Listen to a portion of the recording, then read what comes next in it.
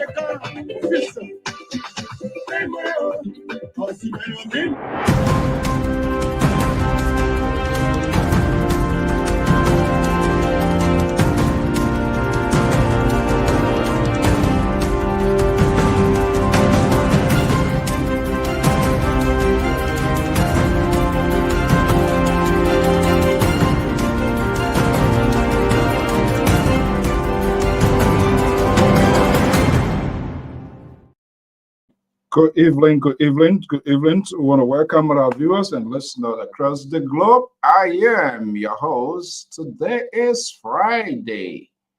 We want to welcome our viewers and listeners across the globe. Thank you for sharing your evenings with us right here from the New England Bureau. Tonight going to be a two different programs. As you know, LPR. We are also deeply involved into what is happening in our community, not just on its capital buildings, executive mansion, maritime, or whatever, but we also got to take a view, got to take a trip of what is happening right on our feet, because these people potentially, after serving their community, they want to go on Capitol Hill. They want to go in the Oval Office. So we start to put that in check. We start to have a conversation with them, things to do, what they are engaged in. So a group, a Liberian diaspora organization here, everybody somehow, some ways involved in the development of their regions, their locale, their towns, their districts, their cities as well. not just only living with the government. This is how Liberians are resilient, regardless of the divide politics that we have today. They are not living this only with government. They are doing everything possible to chip in as well. And so it is extremely important. In the process of that, we must give these people the opportunity to have a conversation as well. A group called itself Milan Bazons from the southeastern side of Liberia to Granger County. Our understanding they are involved in huge community engagement, constructions of schools and other community initiatives at their own volitions as a way of involving in government national reconstructions and development. So the president and his court of officers that are leading this fight will be here. They will be here with me this evening. So we're going to have a conversation. And right after that, a little after 8:30, the analysts will be here to scramble on what is going on inside Liberia. I am your host and presenter, Tafonso Zienso, right here from the New England Bureau Desk of the Liberia Public Radio. Thank you for sharing your evening. Stay tuned, and we'll be right back.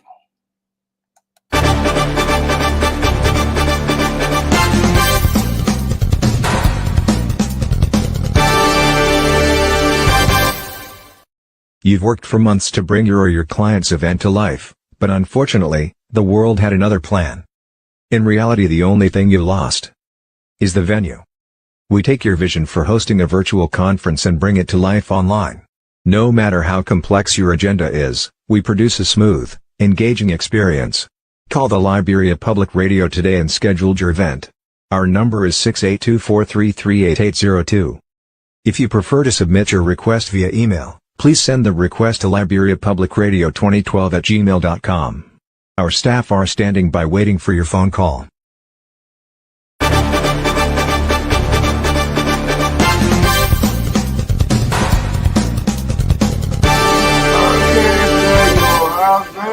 There you have it.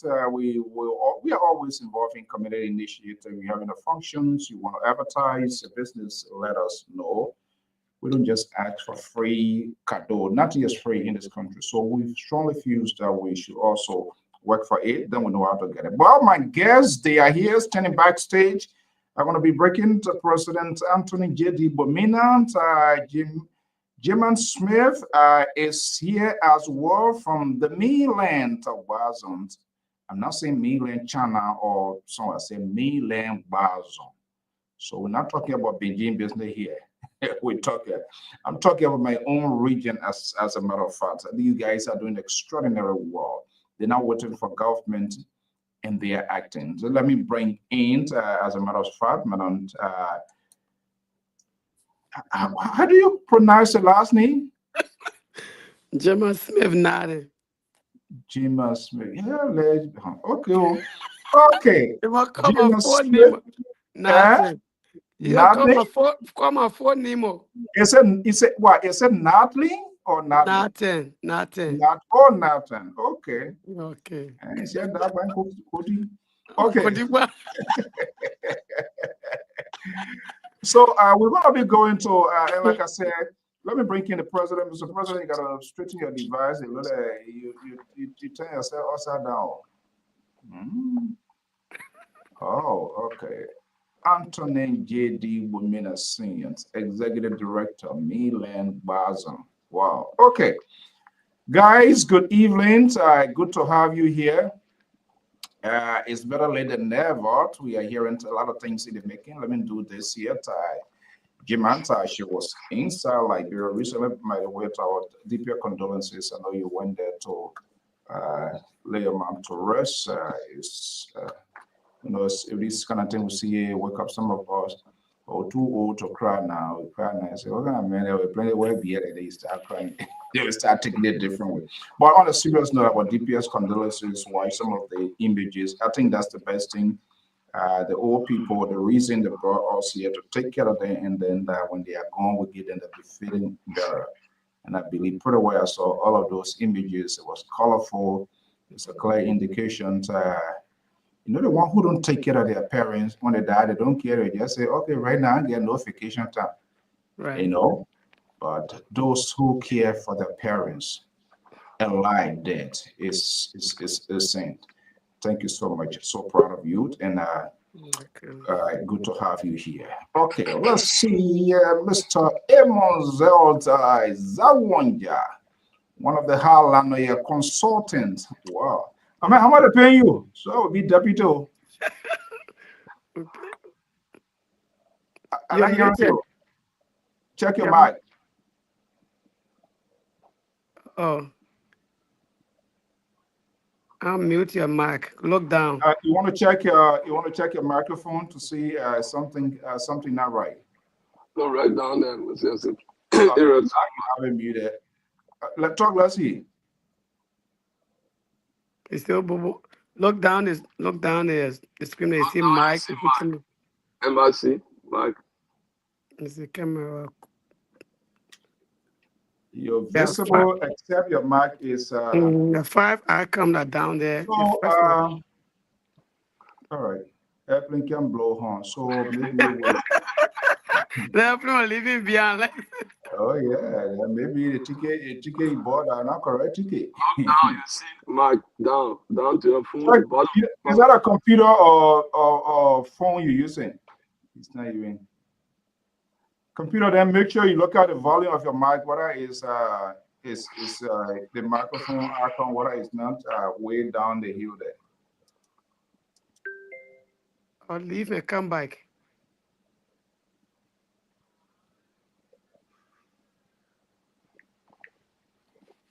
Okay, go out and see.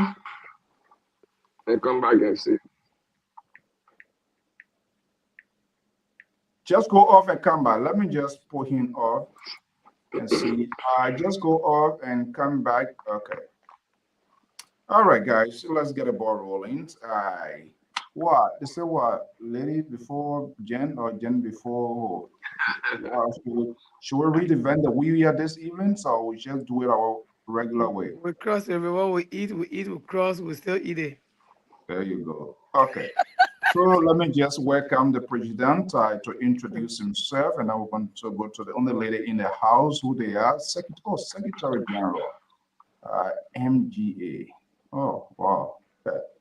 All right, Mr. President, let's, for the benefit of our audience, I don't really need that, but every day we have different folks always tuning in. It's better to let a cat out of the bag. Well, thank you, Mr. So. It's good. It's good that you are having us on your show. Like you rightly said, we've been waiting for this opportunity, and we are here to make the best use of our time here to represent our people and put the information out there. My name is Anthony J.D. Bumina, Senior. I'm the Executive Director of Mainland Bison Association, formerly the Bison Nation Association. Okay, let me see here what I'm Mr. Zawanya. Mr. Zawanya, are you there? He's still not. What's going on? What's going on with your? Is a device? Do you have an extender? Something that is maybe using your mic? Something that I want to believe. Is that a computer? Can you check the volumes of the microphone arc on the computer, whether it's not off? Hopefully it shouldn't have an X, because if it is muted, then just check the volume. You click way down that you should see whether it's off or not. Okay, let's see. Let's make progress. Let's go. Your volume up. Something all right. Oh God. All right, let me get it off. I'm not sure what's going on. Okay, let's go to the Secretary General of this organization, powerful organizations, the chief communicator. Let's bring you in. So please introduce yourself and tell us, even though the title is there, but maybe to re-echo your role to this organization. My name is Gemma Smith Nathan. I'm the General Secretary of the Mainland Bison Association. And I work directly with my president. I'm also the office assistant to the Oh, president, Mr. Anthony J.D. Bomina. so you are getting two salaries, you're getting two Yeah, pay. yes. They use one stone to kill two birds. So that I double my salary. Okay. Okay, guys, good to have you, like you said, and hopefully I know there's a big day ahead. We will keep having this up to the time of your gathering. But let's set the stage here for the benefits of those that are viewing without them just going with a wandering mind. Where is Million Bazon? Where this one coming from, and all of that. Mr. President, let's give you the chance to give a little bit backdrop of this organization, what is it about? Well, thank you, Mr. So. Like I initially said, this organization has its origin from Liberia, specifically from Grand Juda in the Bison area. And our people here have decided to put this organization together to be able to give back to our community in Bison.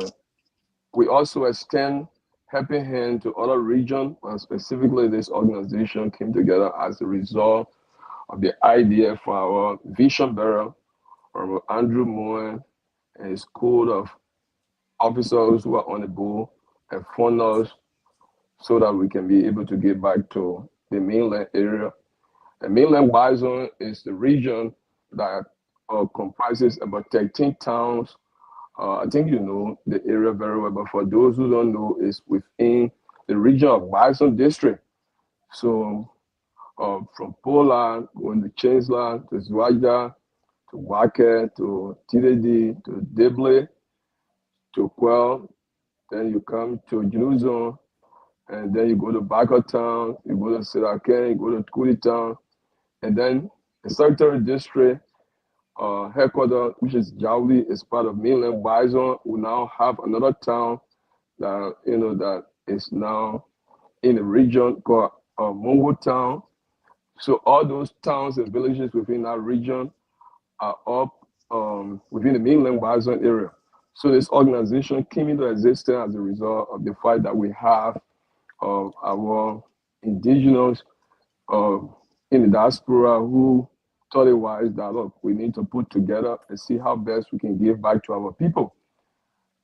So that's how the idea came about, and that is what we are doing. So it's a humanitarian organization, and then what we do, we just give back to our people, because like you rightly said from your intro, government cannot do everything. So when you find yourself somewhere where you'll be able to give back, you do it collectively, and then you will be able to help your people and do what the government is not doing right now. And probably that would be a good thing, because we can't look up to the government to do everything for us. So that's how the idea came about.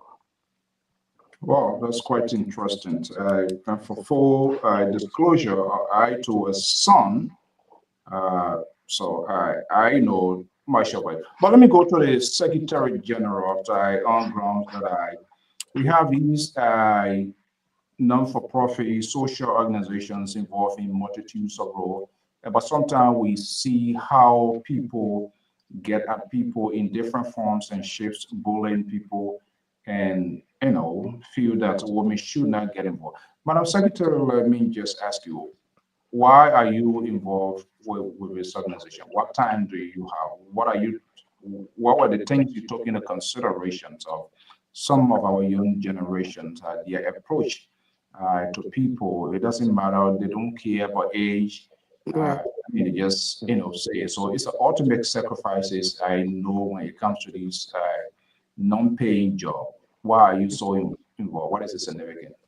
Thank you, Mr. So for me, I was born and raised in our area there, so I know what we went through, coming up. And to take you back a little bit, our people from the beginning, they didn't believe in educating girls. They believe that when you educate a woman, you're just educating somebody's wife. So when we moved in the area, most of our girls were not in school. And my dad you know, his first wife, who was my mother. We were 7 girls, we're 7. So he had no choice but to send us to school. So when we moved into Basel, everybody was like kind of mad with him. Why are you educating these women? They are people's wives. But because of his consistent not listening to them and sending us to school, later we saw more girls coming to school. So we have been the role model of the women education in our area there. And then coming on the side and see what women really involved in with, we can't sit by and say, or people will bully us if we try to, work with men and do this. We have to get rid of that notion that women are silent, they have to be in the background. So we have to step in and get involved, because that's what we've been doing from the beginning. And everybody there give my family the credit for us being the first huge amount of girls and the number of girls to get in school.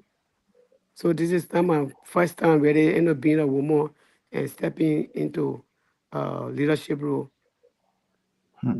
Okay, that's quite interesting. I would just thought that this sort of conversation can serve as a motivation for other people to step out. The president was quick to say is a humanitarian organization, so mine gets involved in multitudes of roles. We want to come to that. There's a big planned event ahead, but we'll try to kind of give a snack to our viewers or our listeners what this organization is about.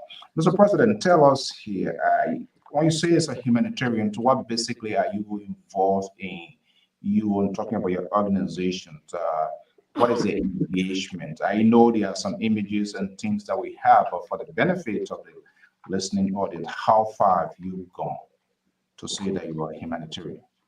Well, to begin with, this organization was also, if I should take you back a little bit, was founded in the year 2014, exactly on April 18, when we got our accreditation from the state of Massachusetts.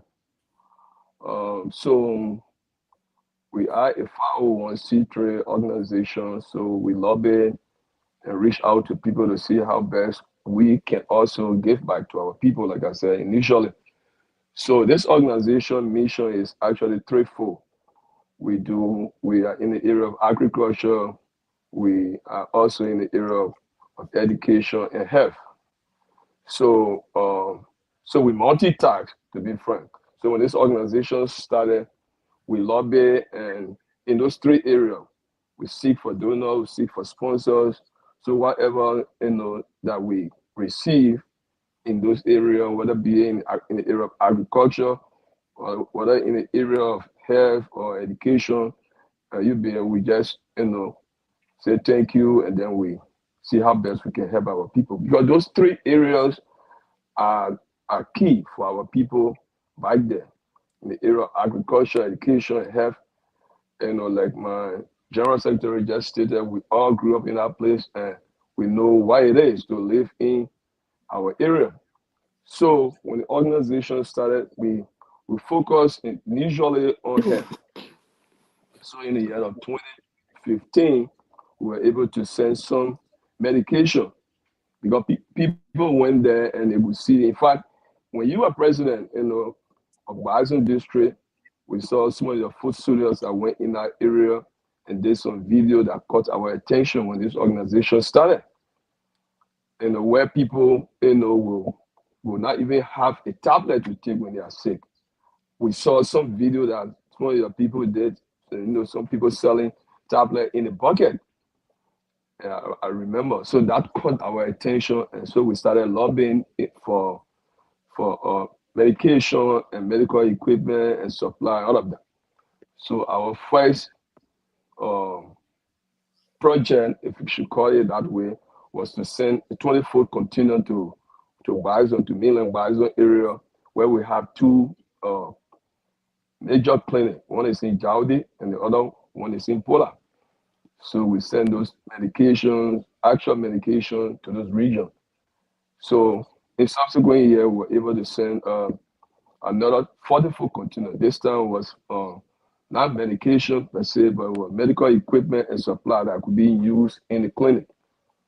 So we were able to send that. And then we received, a petition from Pola, which is my town, by the way, that they needed our help. They were constructing a waiting house in that town for ladies that come from nearby villages to go in to Pola clinic to give birth.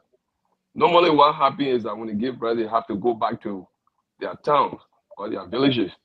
And so you don't expect the woman who gave birth today and in the next day, or two, they have to walk back, to their villages. So it was something that, was painful, something that they don't want the women to do.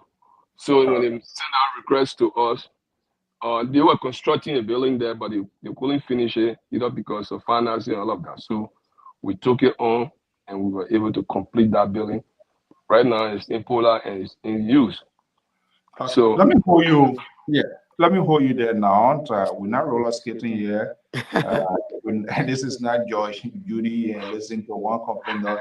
But let me bring in Jima, if you will, to call you as a professional person. When he touched those areas, basically that's your area. Everybody get their area. So tell me here, what was I know it might sound insane and ridiculous for to say, the health situation in the capital. We know the situation, but I know there are things can trick up people. How will you describe the situations in your region, in our region, when it comes to this health here, and how these things were kind of the portion to avoid problem? Sometimes community organization try to get it, the same people who take it, they end up being diverted, they end up being getting into business people hand. The people intended to be used to use it, they don't get it. Their name being used to get other things here. So how this organization managed to get this kind of things under control? Yeah. So as the president was saying, when we send the medication first, we only decided to give it to the health centers so that somebody can be able to monitor and administer and monitor them. When we send the medication, they were all over the counter medication, so they were easy to use. The cough syrup, stuff for diarrhea, and headache and pain. Those were the stuff that we sent. And that time, people from Bo also went there to see if they could get their own medication. But we didn't say anything to Bo because there was no one in Bo, no nurse or PA or any health practitioner there that will be able to administer the medication and monitor, for effect or side effect. So those areas that didn't have clinics, we did not, send it there. We only sent it to the two major clinics, and then some went to the Zwedru Hospital. So that What was was how. I hate to interrupt. What was the reason for that? Oh, because we got information that even there was no Tylenol, two clinics for headache, and people were suffering from diarrhea and other stuff, and they didn't have anything. The two clinic was very empty. So we have to move in swiftly to send those things at least just to help uh, minimize the problem for a bit until they can get more help from government. Okay. And then for the medical equipment, those were just wheelchair and bath towel and soap, shampoo, all of those stuff, beds, beds, those medical bags that you can, single beds and stuff. We walkers and things that were easy to use. Okay. And Mr. President, to you, if you wish to answer any question, that's fine. If you choose not to answer it, that's okay. I'm also in a group chat. But what I see and what I've observed, amazing is the sort of support that pouring in terms of members' contributions when the administrations of the organization decide we are doing this. What is responsible for that? I have not heard maybe it happens and it has not come to light. But obviously, when something going on, this is a very small community, we will see it. The term in terms of the transparency aspect with your leadership here, uh, I could be making a guess here. Could be one of the factors which people are making enormous contributions to get this. Why? What is the strategy for that? Well, it's also thank you very much. Uh, any organization will thrive in this country based on what you just said. If the organization, the leaders are transparent, if the leaders have integrity, if they are honest, they are accountable, they feel that they are accountable to the people will feel, relaxed and feel that okay, we can work with these people. But many times in this country, around here, sometimes we have money problems in organization. It has never happened in our area and in our organization because we have people who are responsible, people who can agree to be accountable to their people. When you hold a position such as what we have now, the foremost thing you need to understand is that you are dealing with a variety of people, and what you are dealing with, the resources you are dealing with, they are not yours. So you have to be credible enough, and that's the only way people can trust you and give their 1 cent, 2 cent to you. If you can't make report, if you can't periodically tell people how much was collected, then people will begin to have doubt. In this organization, Mr. So we don't play around money. We have a financial committee that is in place. We have the board of directors that is in place. In fact, what we do is that we set up a system where we do online banking, and when the bank statement comes to go to the board, so they have the bank statement, and we who run the day-to-day activity, we have people in the area. We put people in the area who understand what it means to be an accountant, what it means to be a bookkeeper. So we put these people there and we make periodic report. Almost every general meeting that we go to, we will have to talk about finances. Whatever that was collected will have to be talked about. We don't wait for people to request for report, financial report, and you begin to delay. We give report. So, for example, if something is collected here for a purpose, I just gave you an example, like maybe in the case of debt, and money is collected. Sometimes people take advantage of the fact that say it is debt, they just collect the money and then do what the dispensers. So we have sent the money. We don't do that. What we do is that we call meeting and read out the list, even though the list is published in our chat room as well. We also read out the list. When I came in this country, one thing I realized was that when money is paid, some people feel that okay, those who don't pay, who have not paid, let us not read the list. People will get ashamed of that. So that was the first thing, and it leave a real big gap for someone to misappropriate people's phone. If you can't read out the list, nobody will know how many people pay and who pay. So that was the first thing we put in place. We have to read out the list to know who all paid, how much was paid, and how much was it given out to the family, probably that is bereaved or whatever that we are doing. So that's one of the things that we do. Another thing we do is that when it comes to using money, we don't just use money. When the money is collected, we go to our general meeting and tell the general membership, because the organization is a membership-owned organization. It's not for one person. Some people feel that when you are president, then the organization is yours. No. So we go to the general meeting and announce how much we have and what we're supposed to be spending this money on. The member would voice out and we send it to the board for approval before that money can be spent. We don't just spend money, anyhow. So these little things, the many more things, I will not be able to say all here right now, make this organization to be credible enough when it comes to the finance aspect. Okay, so Madam, anything the contrary the president said, and the reason we need to give this information because our people too they can give, but like you rightfully said, and and that's one of the great things, they go to these organizations as leaders, uh, they went into elections, selections, whatever matter, but the idea is you agree to serve. And then when time comes for financial report, and I on pay and I on salary, well, you knew it wasn't going. Nobody told you they were going to be paying you thousands of dollars, and Right. the concept, you just put up, Mr. Director, pay the organization guidelines when they say quarterly report, whatever report, do it. Right.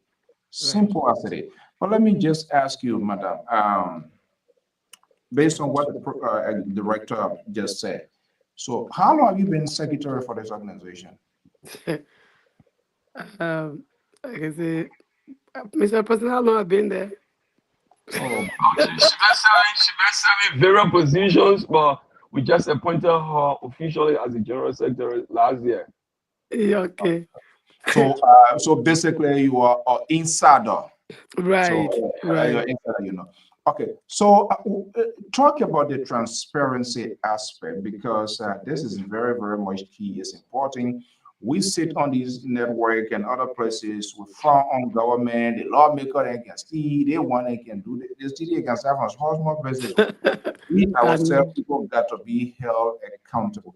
Like the director just said, and you as a lady, and I know you professional person, the transparency, what is the transparency aspect of this organization for which not just only people from the mainland, but other Right. people say, okay, I can support this initiative. Is the book open? Do I Right. have to So make anybody got to make appointment to no see? way. So our financial record is like open book. So like for example, the confusion is coming up. The first person that pay their money, immediately will start a list. When John Brown pays, we just say John Brown $50. And right away, everybody will see who the first, who the second, who the third, and the list goes on. And once your name is now on the list, everybody get motivated to start paying. So your picture is there, your payment is there. So everything is open. People doing their own calculation. Even before we give the financial update, everybody already knows what is in the Right, account. right, So it makes the way easier for us. And then sometimes there's no even question to ask.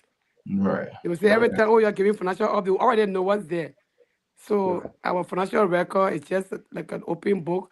Everybody have access to the information. The only thing you don't have access to is to go withdraw money. And before they used to say our account used to be once in, never out. It was hard. It's just hard to just nobody can just go in the account to take money from there. Okay, all right.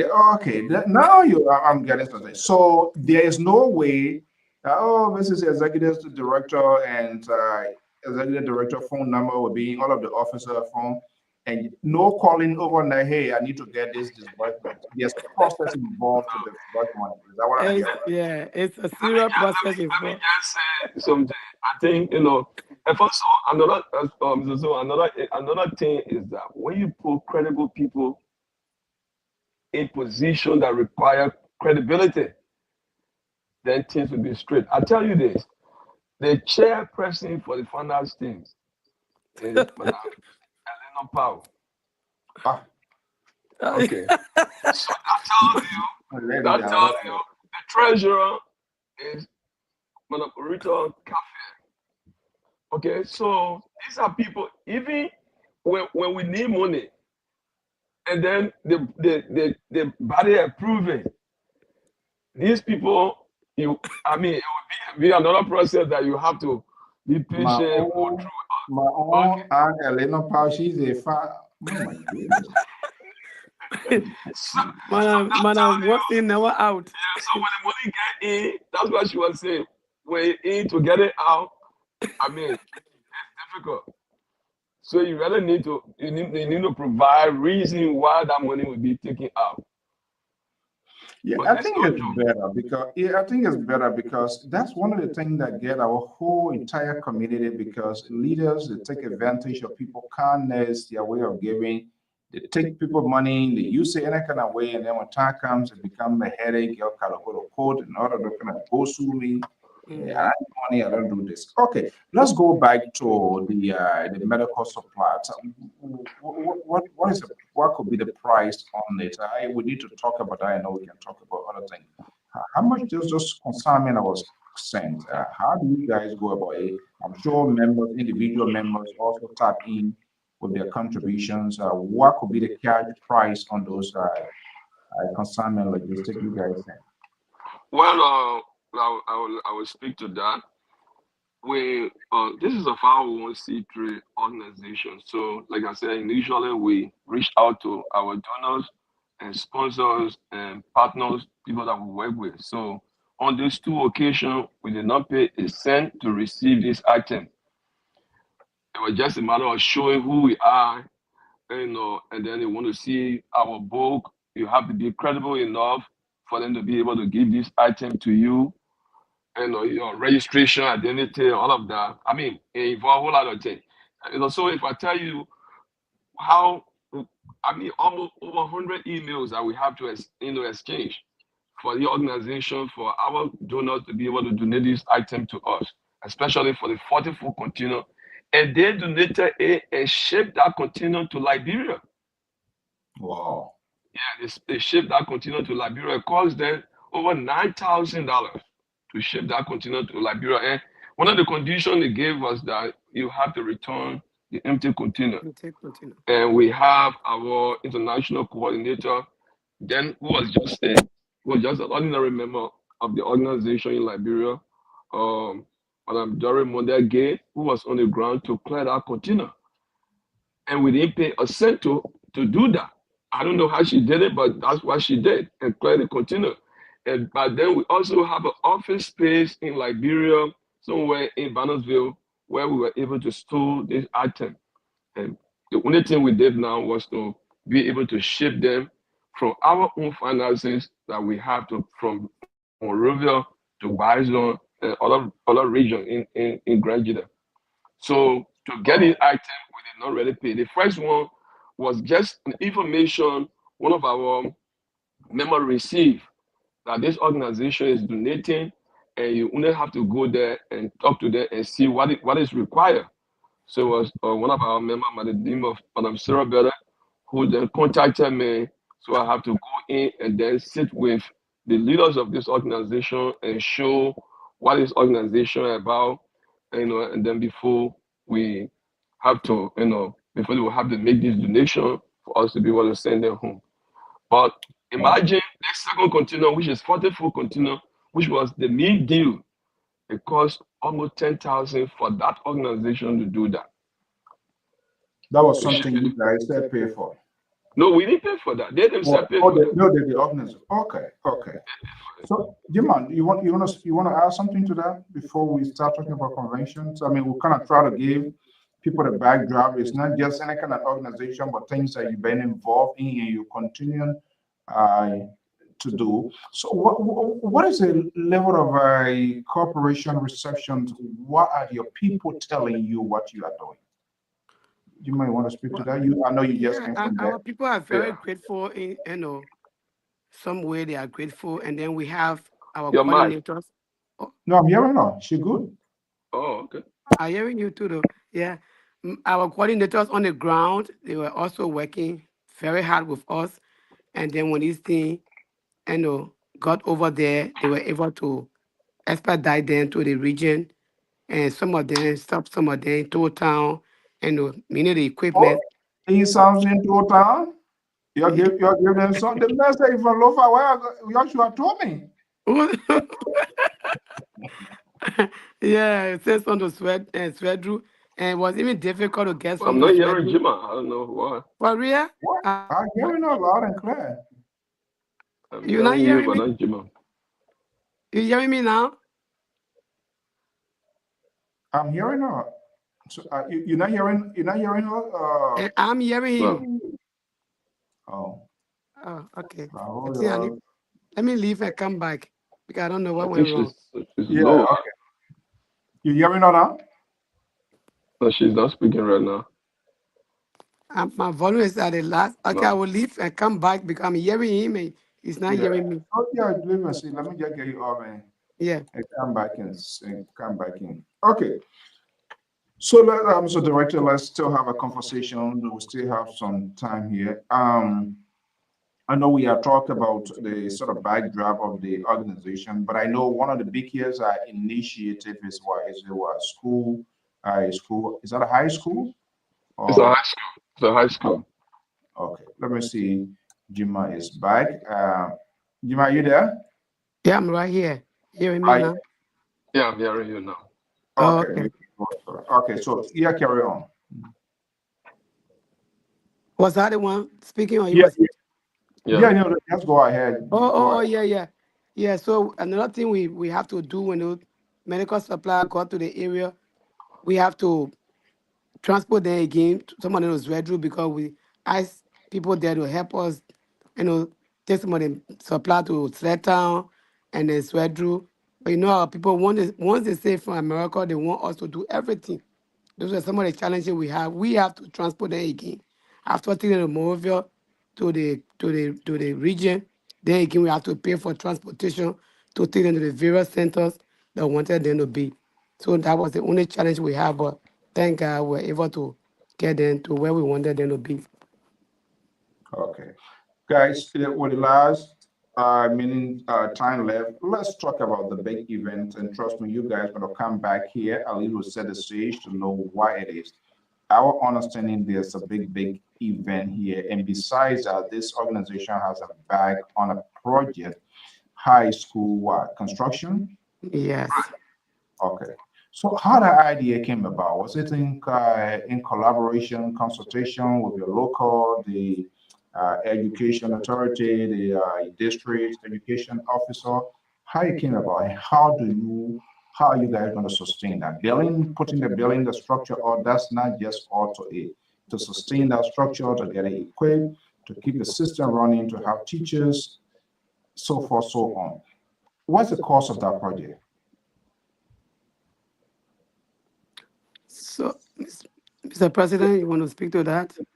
You can go ahead first if you want to. Okay, so the entire project cost 67,000 United States dollar.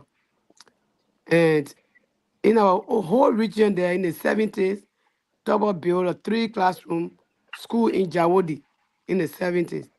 And that 3 classroom is what our people been using. People walk from Dible, from Pola, from Quebo to that 3 classroom structure. Hmm. And then after the war, SEPA came and built 3 classroom. And then we're lucky enough for Boston District to build additional 4 classrooms. So now when the people saw the progress, they sent message, the teachers then got together when they went to dedicate the Boston District side of the project, they sent a message that they needed more space. After the At war, least SEPA came and built 3 classrooms. Oh, You want to lower your monitor, Mr. Zawaya? Are you hearing us now? Yeah, I'm hearing you. Okay. So what the who hijacked your system? Something told he told me that you are gonna make sure that your voice is not heard. So I told me you are one back on there with more anyway. that's what Okay, y'all Mr. said. Zawaya, good to have you. Good to have you here. Thank Good. you. Okay. So let's plug her in and then I'm gonna bring you in. Yeah, go ahead. Right. So they saw the need that it's now time to at least have a full-fledged high school in the area. We've been struggling for a long time from the 70s. Up to this point, there have been no high school in our whole region. The two clans combined, the needs on the clan and Mao clan, there's no high school in our whole region. So it would be the first of its kind for us to have a modern high school. So when they sent us the message, we didn't waste time anymore, but we When you say jump on it. modern high school, I don't want have some sundown rights here. Tell us what makes it modern. What are the things that are embedded within that for you to say it's a modern? I'm just Yes, you are right, Mr. So. This will be the first of its kind for us to have a school that will have a computer lab, science lab, and cafeteria, restrooms. This will be the first of its kind to have such a building. That's why wow. we are constructing the school building that we are putting down. Additionally, Yeah, It will have science lab, computer lab, and they will have a big library for students to study. You will have cafeteria. Children not just be eating all in the schoolyard and know where to sit down. And then additionally having a administrative building that have principal office, vice principal, teacher lounge, and all these things that you can see in the actual high school. All of these facilities will be available. And that's what we call it a modern high school. Surrendered. Indeed, it's a modern high school. So now let me bring in the consultant here. I don't know what the kind of consultant say he provide. The consultant in Liberia, they make a lot of money, but I believe this one is a pro bono work. He always like to give back. So Zawanya, good to have you in here. We are talking about your region. We are talking about your area. We are talking about your community mainland. How you got into this here? You long been in these organizations. Wow, no retirement yet? No, he refused to retire. Yeah, Mr. So, I want to say a big thank you as our information minister. You reach out to our people globally. We appreciate that. With me, I like to make things work. So what I do is before Mr. So carries on any activity, I have the blueprint already. So I go ahead to make research, now waiting for something to be done before starting. That's me. So when the president says, "Oh, we want this," I'm available to provide it. That makes me the consultant, not only for Million Bison, but for most of our Liberians organizations. Yeah. Yeah. So that's me. When it comes to preparing documentation for our NGOs, I stand ready to work it out. It is left with us to do what the IRS tells us, and that's what we do as Million Bisons Association. We follow the principles, the guidelines of the IRS, and I'm thankful to God that my effort in that direction is not in vain because we accepted it to work in line with the IRS so that we can achieve what we want to do. So I stand by to prepare the guidelines to our noble organization that we carry on what is required. And that's what we believe in. Today we are talking about the finishing of our modern educational village. We are calling it the educational village. The executive secretary just outlined everything that is in that complex. Yeah. So that's it, Mr. So. Okay, let's talk about we are good of creation, putting things together. The major aspect what we have sustainability to sustain it. The executive director, you that I don't think you want to be like Mambudu Sisi who working in counter and work for day to be there for you. What you are doing, you set the stage. So, and this is what the problem is. People work hard for these organizations, set the stage, put a structure in place, and somebody comes overnight and just throw everything down the drain. They decide to do their own thing. So my question here now, with all of this, because I am in that chat, and like I said, it's amazing to see the kind of contributions and how the publications are being made, people paying. And I saw that list, that amount that's being to raise to do what you are doing now. What are you guys, Mr. Executive Director, and you as a company, what are you putting in place after he leaves, after she decided to move on with something else, after you decide to take a turn to do something else, the organization will survive? What are you guys working on, or what is being constituted that somebody can come from some kind of place, can come and get there and say, you know what, add a new sharing intern. And the most people would always say a new sharing intern, they're the one can sporting. Right. Right. That's true. All right. So, Mr. So, thank you very much. Is it as I stated that before? Are you hearing me?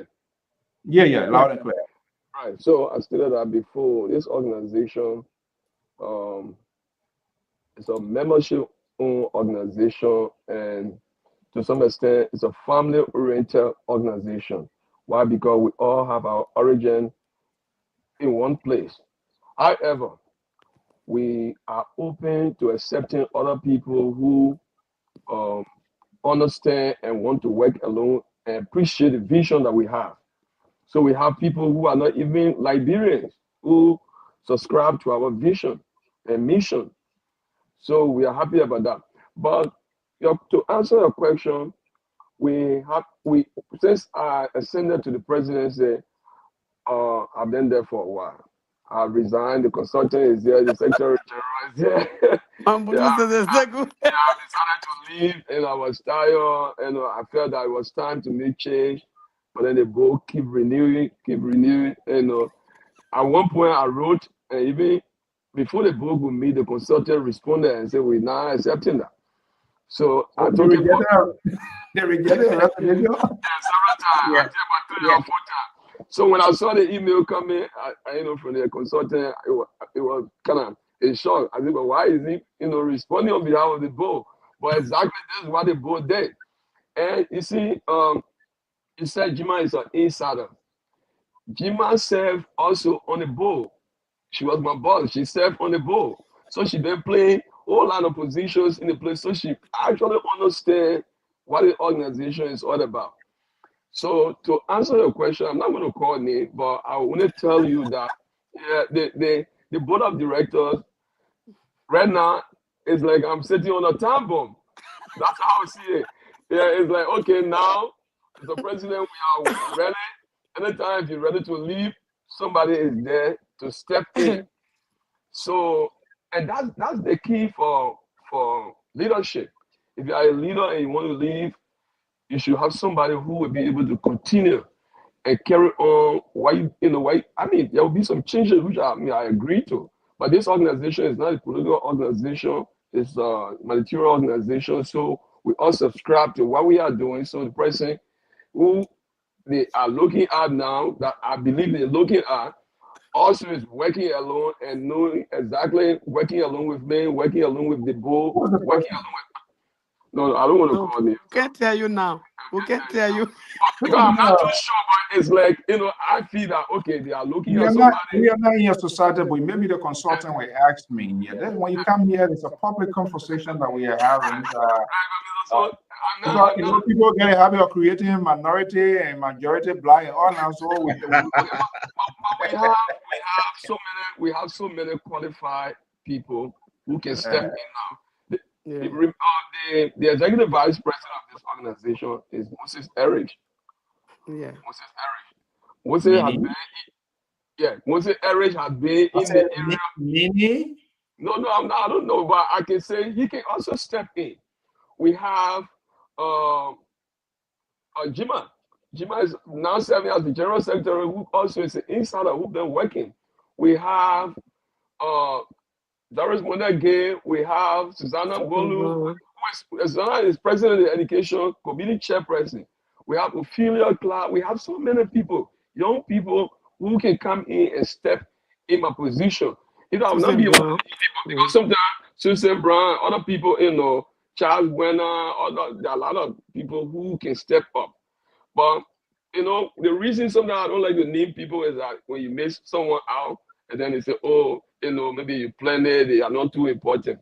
But I can tell you, the day the board accept that I should leave, they will have a team, that will get in, and I believe they will continue in the right direction. And when I leave, I'm not just going to go into retirement. We'll also be around to ensure that the leadership will continue in the right direction. I have people that work alone. I work alone with. Look at Mr. Zawanja. Mr. Zawanja is capable of becoming the director of the board. He's capable of being the president. But he chooses to be a consultant to play that role to help the leadership achieve what we're supposed to achieve. So we have other people who play key role behind the scene that you don't see. Maybe you just see the executive director who is the chief spokesperson of the organization, but there are other things people do that make my job easy. And there's something that we leave it up. So when the general secretary said the people asked for high school, it was conditioned on the fact that we had a situation in our region where teachers who were in the classroom were volunteer teachers, and those who were being paid were just few.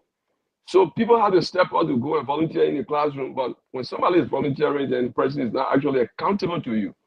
It's just volunteerism. So some of them were stepping out of the classroom, and then we got that information. Our program director in Liberia, Reverend Harris, W. Tour, send that information and send the statistics of the teachers to us from town to town, the number of students, number of teachers.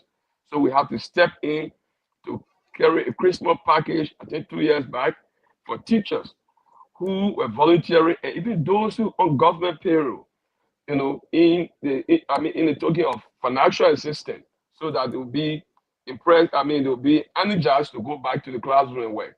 So it was based on that they made the request for this high school. So to answer the question, what are we going to do with the high school when it's built? Well, the first thing, the high school is for our people. And when the high school is built, we are not just leaving our high school. We have a whole lot of things to do. In fact, quite recently, we just established a mainland bison education, a mainland bison school system. We have established a school system. And then we are already, the teachers came together too. They are already established a mainland bison teachers association.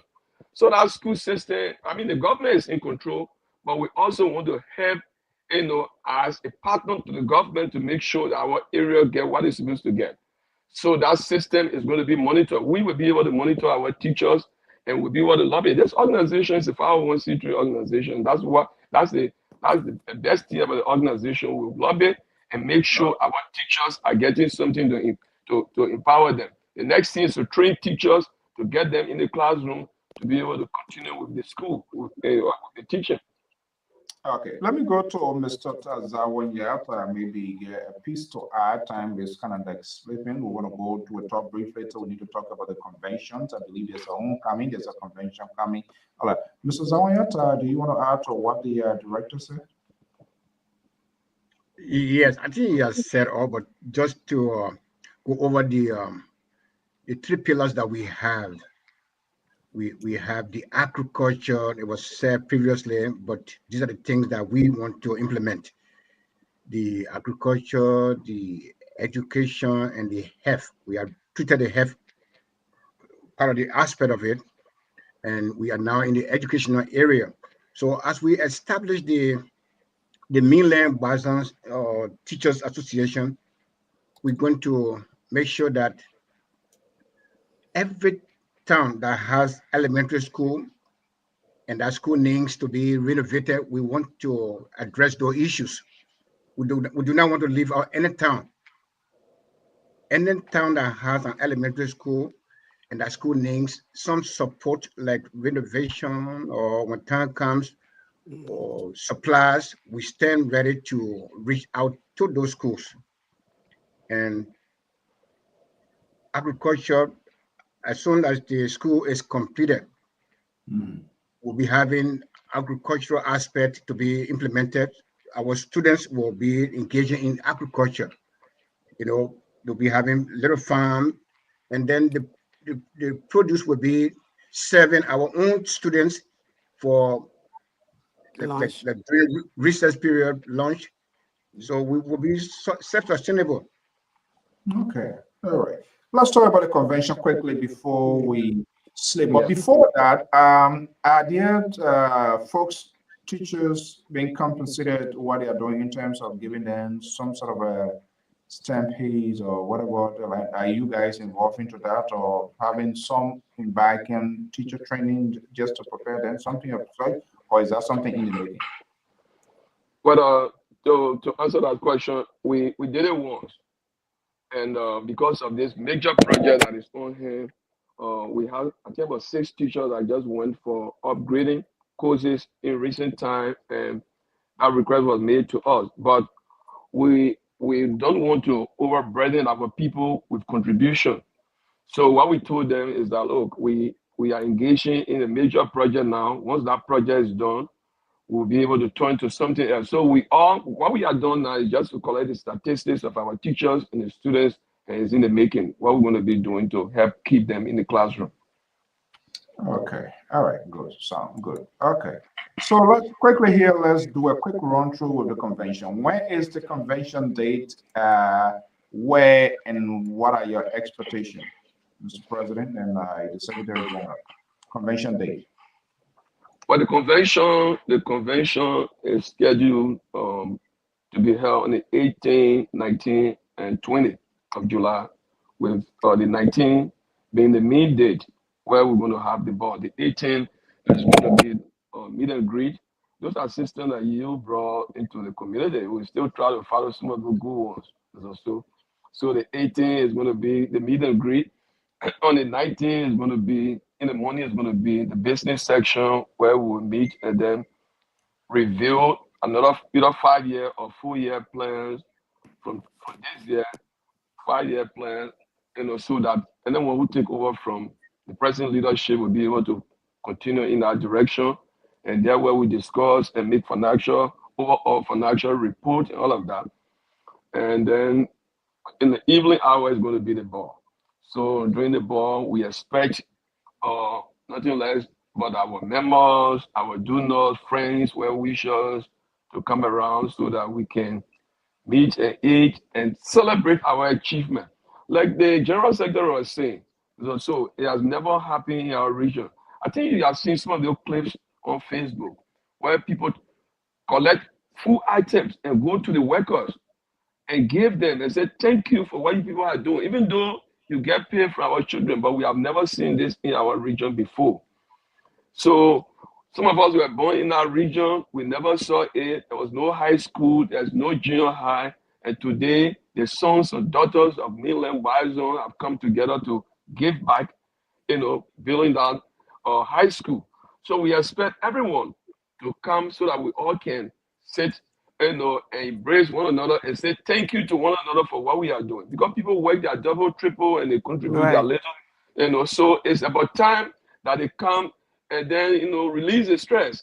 For 4 years now, if I'm getting it right, we have not had convention because especially last year we were supposed to have convention, but then the leadership came out and said we're going to pause everything with regard to convention, focus on the fundraising aspect.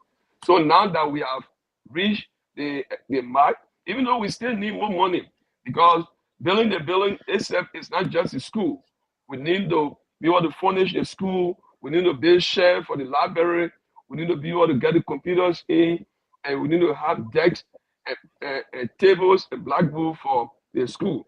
So we use that occasion as well to raise funds and encourage those who have not yet paid to be able to pay. So that evening we are going to be engaging people. We are even inviting other people who have experience in this non-profit organization setting so that we would engage them, to them, and see how best we can network and form partnership. So we will expect to have change agent, our implementing partners, they will be there, and other organizations that we have written. Some organizations have volunteered based on what they have seen on Facebook to come and then spend the evening with us. So the Oh, program is going to be held in Providence, Rhode Island, and it's going to be held at the Knights of Columbus on 11675 Douglas Avenue, which is North Providence. No problem. What is, I would say, donation? What is the donations? Analyst, the link is already out. What is the donation to attend the sort of coronation? But the members, the members, I think the secretary can go in with that. yeah, for the members, we're paying $50, and the outsider will pay $20 to come and celebrate with us. And the great thing is that the key for the high school will be turned over before the main date. So we'll be having the key in our possession, and then yeah, the key Say why? When you say tower, you mean the school will be completed it will by be the completed by April by the grace of God. wow. And yeah, that's the timeline that change agent gave to us now. So we'll be having a key, and the key will be turned over that same day. to That'll be a our good goal. one. Yeah, yeah. And then we're hoping by December to go and do the dedication and ribbon cutting of the school. So it'll be a big celebration. So we're looking forward to everybody being present and To do. go over your carry media person from here or you're Yeah, saying we'll no. carry you. Number one. Number one, and Mr. Zawaya, I think there should be a signing you, and since I got to know you, and like you are correct. Every organization, you're one of my motivational person in terms of what we do and the community engagement. You will be a happy man. This is something I think that you have been fighting for to be Yeah. happening because you could have say, you know what, I've done. You live your life, you work for money, you do everything. Hey, let these people do their own. But here you are tonight, Right. uh, you know, leading the way, guiding them. Let's turn left, let's turn right. This is how we're supposed to do it. This is how an elderly person conduct himself with the people. Hearing this, what I'm hearing, that would be a good news, something that you've all been waiting for. Yeah. Yeah. It literally make me your book. I read your book here, almost like there's some sort of connection with all what is happening right now. Yeah. Yeah. Yes, indeed. And to just add What to next Mr. after that? What will you? to add to Mhm. Mrs. to add to you, Mrs.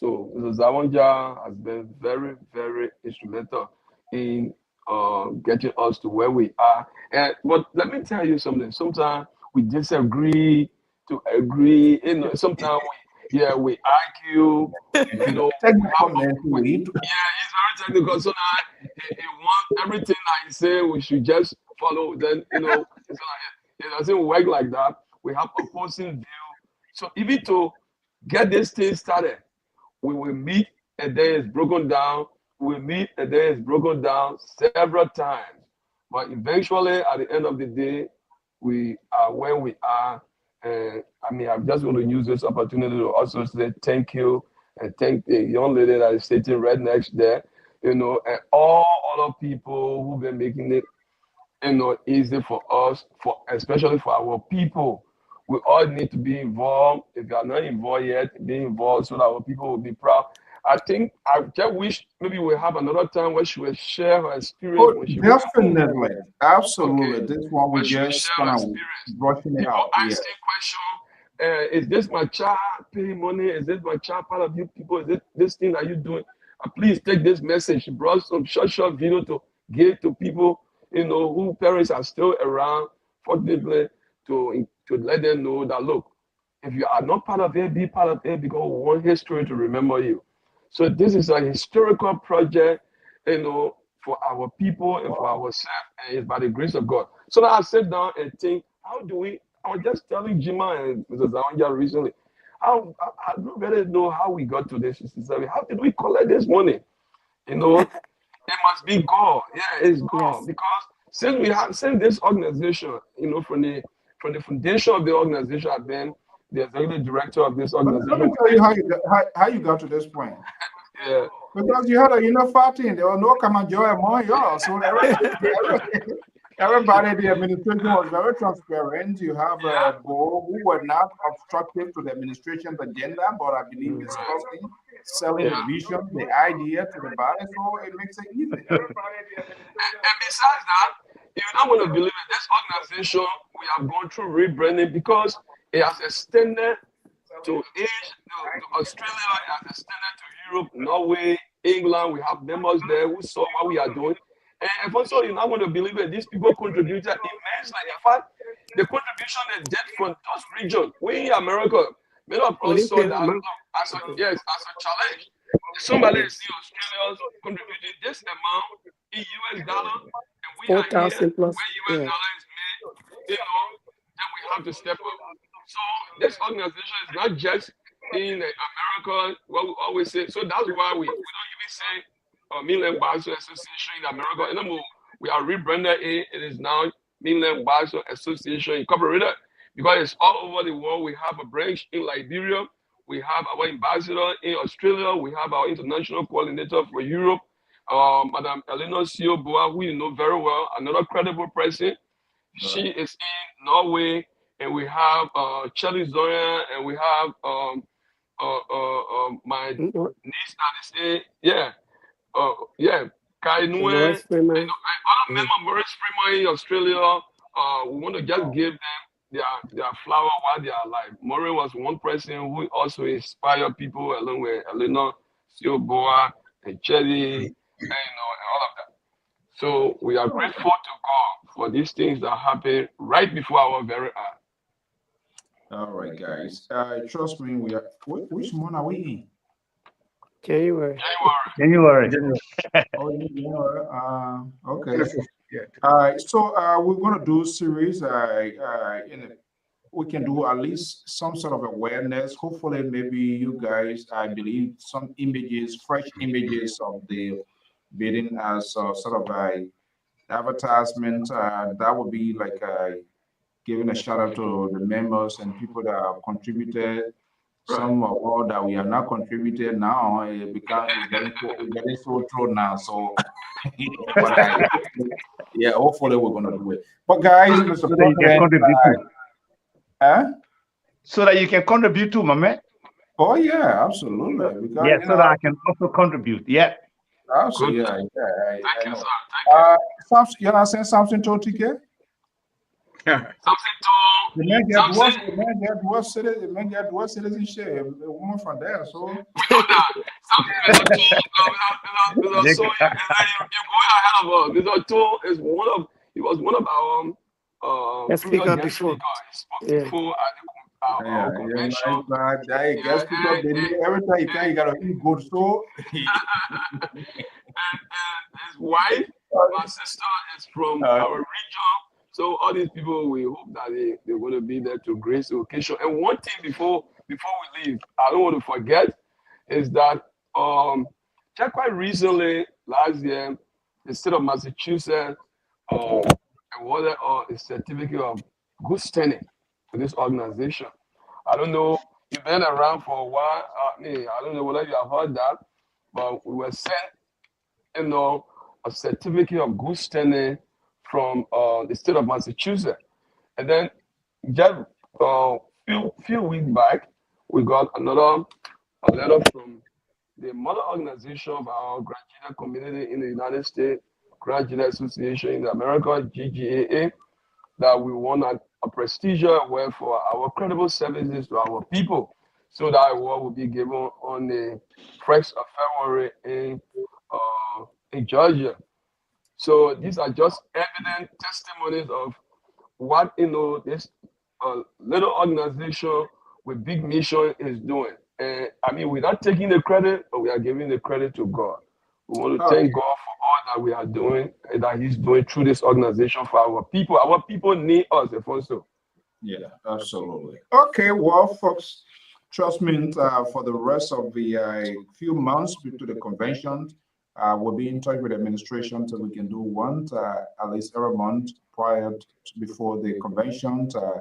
That would be good. It just kind of like creating more public awareness, showing stuff that give reason why people should contribute. You don't necessarily have to come from the mainland, but because giving back to the community, involving in the development initiatives. Guys, gentlemen, I want to thank you so much.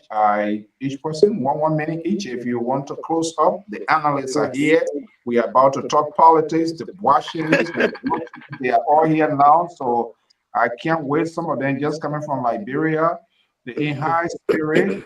So we're going to be talking to that. Gima, you want to go first? What would be your final Yes. word? Yes. So my final word to all our people, brothers and sisters from Nigeria, from Liberia, from Africa, please be part of what we are doing so history can remember you. We are going to build uh, a memorial stone with everybody, all the donors' name engraved on our stone. So you don't want your name to be left out. Be part of what we're doing so that we can have your name written down too. So calling everybody, nothing is too small to give. Thank you. Okay. All right, Mrs. Oya. Yeah, thank you, Mr. So, to conclude, I first want to say a big thank you for bringing us together tonight. And for those out there, we have said it all. Don't be left out. At the convention, we'll be displaying the names of donors, and the same names will be transferred to the marble stone that will be your name will be engraved, so that in the future, when the history that you are making today will live on. So we pray that your name should be added to. Contribution comes from anybody. We are so grateful to people of different nationalities that know the importance of education and have contributed. We want to bless God for each and every one of them. But those that have not paid, please be part of this history making. Thank you. Okay, Mr. Executive Director Anthony J.D. Bomina Senior. Oh man, I want to see that retirement party because I think you have led a good team. Yeah, that's what, when your community call you to serve, and I think now you're leaving, you feel comfortable because your effort, your energy, everything comes to fruition. So let's hear it, before you take leave of us. Well, Mr. So I want to thank you again for all that you do for our community and people here in the diaspora, even back home. I think the consultant and the general secretary said all, but there's one thing I want to just say. We are not, the school that we're building, we are not just building walls, structure. We are building a system. We are changing the dynamic, the narrative of that region. We want to change the way our system has been for over decades. That our area is considered the remote part of Grand Jide. So this school is not just a building, but it's a system it's a new dimension, it's a new thing that is starting in our area that will help our young people, children who are not even yet born, that will come tomorrow and change, the life will be changed. So we are giving our today for their tomorrow. So we are calling on not just people in the mainland area, but school is a cut across our region. There are many of us who came in this country, we didn't even know that we were coming here. We came here, we started going to school here. Some people went to school here. We didn't know that we go to school here. So the school were not built actually with the intention that, okay, maybe Jima will come to go to the school, but you came and you took advantage of the system here, you went to school. So the school that is built there, people from everywhere will go. So let us take advantage of the fact that we are building a school that will change the narrative of our region, the Bo region, the Plo region, all other regions. Jawi is situated in the middle, so that high school is going to serve all the region. It's not for Jawi, it's not for any town, specific town, it's for the entire region. So we are calling on everybody to get involved, and let's do it so that history will remember us tomorrow for what we have done. Thank you so much. All right, thank you so much, guys. So, Zawanya, the secretary, the president, the executive director. Thank you so much, folks. We are about to shift the gear. Yeah, This thank is the you. observance of the first Thank you. anniversary of the president.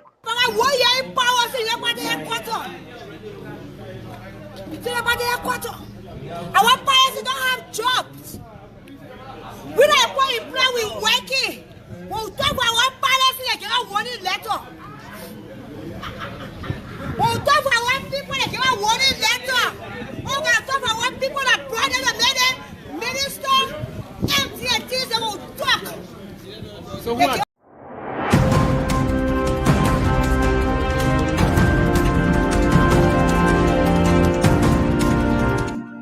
Okay, it's good to have the guys. Dr. Malik Jones, one of the independent voices, co-host of the Lee Anchors on this network. We are glad, we are excited. We missed our guy, the co-host to the most liberal on this network. Jerry Boacom Boishin is here, legendary general journalist, formerly with the State Broadcasting Corporation. James Akwe is here as well, as we're about to profile. But guess what? Recently, our own man, Jerry Boacom, was in his own time. There's something traditional unfolded.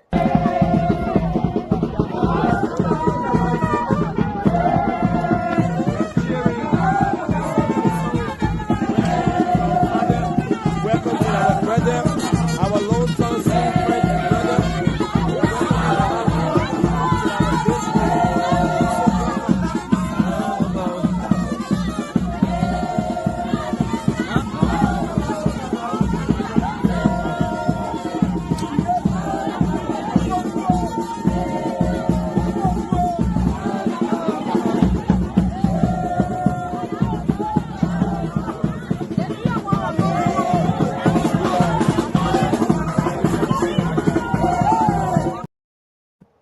Wow, what a memorable tonight.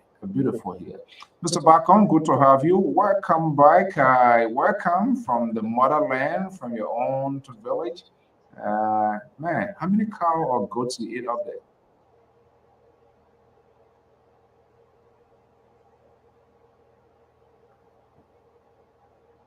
Mr. Bakon, are you hearing me?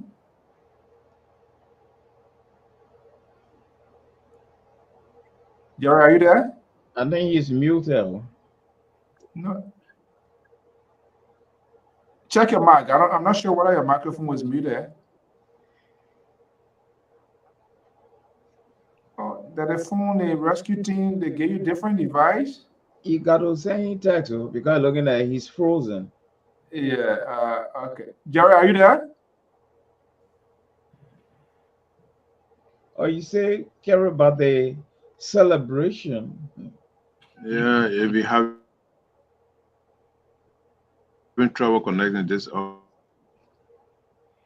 Let me see. Maybe I can Or get it's you called- off and see whether you want to come back. Let me just get you off and see whether you can get back. Oh, are you kidding me? Instead of putting Jerry off, I put Dr. Mane, please log on. Let's see. Let me get Jerry. I hit the wrong button. Okay, let me just bring in James in the meanwhile. James, good Yeah. evening. Good to have you. How are you?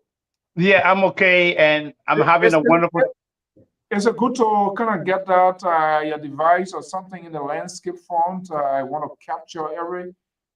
Is that a you want to? Is it possible to make it in the landscape form horizontal? Okay, let me see. There you go. All right, something like that. But I just gotta do it. So let me just pull you backstage. But it's still on the highway. It's something. It's supposed to be. Okay, then that's fine. Leave it. You don't need to worry about that. That's fine. Some of these, depending on the devices, some of them very stubborn to handle. That's okay if it can go.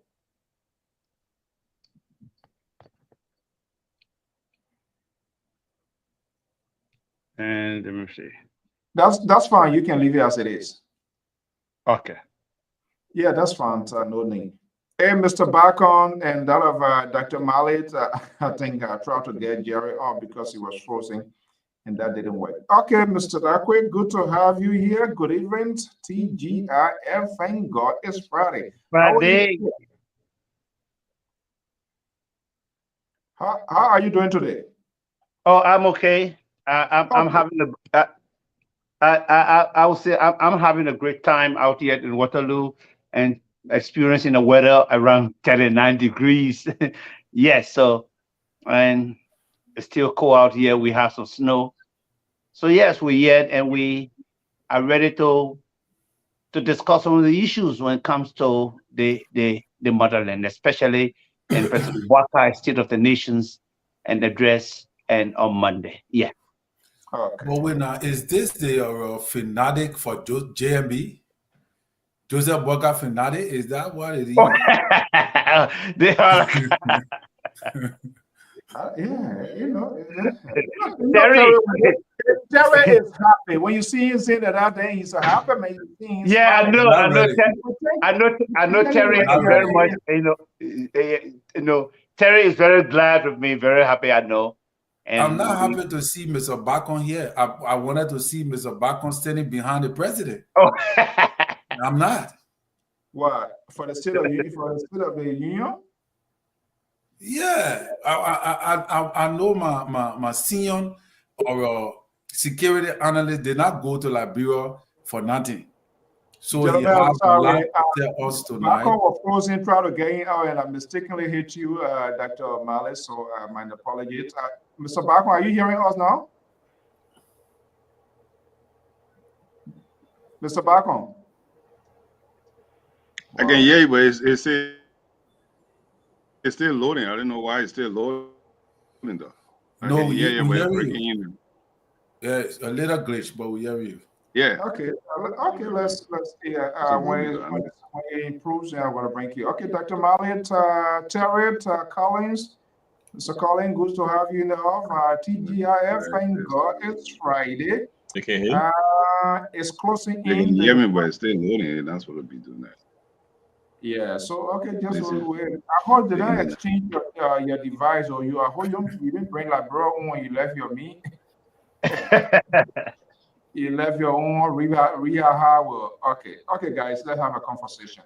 Okay, look, Akwe, let me just start with you. Let's look in your photo. Wow, time flies away so quick, so fast. Wow, 1 year, how many days now of the presidency of His Excellency Joseph Newman Boyka, and he expected to mount the podium. What, Monday, correct? yeah. Okay, let's jump into this conversation quickly here. Dr. Malley is here, Collins is here. Let's all have a joint conversation here. Please, what is your anticipation? What do you think the president going to be outlining to the Liberian people? Okay, so firstly, and in line with constitutional provisions and the Liberian leader or president will normally address the national legislature. So in line with that, President Boakai and will be at the podium and fellow Liberians and the more things. You might be aware, and candidate Boakai at the time campaigned on a number of issues. Let's call it the arrest agenda. Yeah, let's call it the arrest agenda. And within the arrest agenda, he talk about roads. He talk about and what roads, and sanitation, tourism, and and a number of things. Because I mean, these are things definitely Liberians wanted. Yeah, like I tell people normally, politicians will listen to electorates, especially during an election period. And but in some cases in some instances, then they tend to change their listening ear. But President Boakai has Let me hold you there. Let me hold President you Boakai there. has refused. He has refused to do that. So he's going to tell the Liberian people a number of things about the arrest agenda, progress, of course, he has made, challenges along the way, and definitely what he intends, to do for the Liberian people. It's all about rekindling hopes, aspirations, and dreams.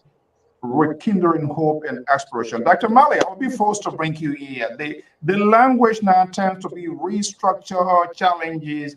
These were words that was in here in them, but they are coming to they are English words, so of course they can also be there. But Dr. Mali, what are you looking for here? Do you heard James Akwe, giving a brief profile assessment on his own what the president want to be? Is that enough? Can the president be more or less concrete, or are we going to come back to this sort of assistance? Let's keep hope alive. Yeah, dry does sweet, but what are you going to be eating until the dog gets dry? What are you looking for? Will this president be honest to the Liberian people and tell us exactly where things went wrong? But he does have time to recuperate and step out to the task. Is that you think? Do you think we want to hear anything of such? Well, it wouldn't be surprising to see a significant portion of the past President George Weah playbook being manifested heavily in the Joseph Boakai government. Because if we want to compare and contrast, we have to look at some very important issues. One of them that concern me is the security situation in Liberia. It was fragile then, it's still fragile today. Corruption was one of the mantle upon which this president ran his government, ran his campaign. And on Arise TV in Nigeria, he told that radio station and the audience in Nigeria that corruption is going to be the issue of the past when he succeed to get elected. Up to today, I don't know what has happened to corruption, but I have not seen any bold action. I have not seen any bold plan of action. The issue of assets declaration is still in limbo. Efforts were made, it got stuck somewhere. Even the issue of drug testing, the president told us that his ministers were supposed to go through the exercises, and it started on a good note and it got stuck somewhere. Okay, let me hold you there. It got stuck somewhere. We're going to call tow truck to get that over. Let me bring King Jerry back on. Mr. Bacon, are you much audible now? Jerry. Yeah, the return of Jerry from Liberia. How you doing? Are you hearing us now? Wow. This is unbelievable. You Jerry, good, Mr. Bago? Huh? What you're hearing him just now? I don't know. Yeah, I think the audio. Okay, so while he tried to work on it, let me go to Mr. Collins. Terry. I can hear you, but I mean, it bringing in and out all the time. Anyway, so okay, so I think okay, I think it's much better. Are you getting me? You can respond. We'll say we are good. We are happy to have you back. Welcome.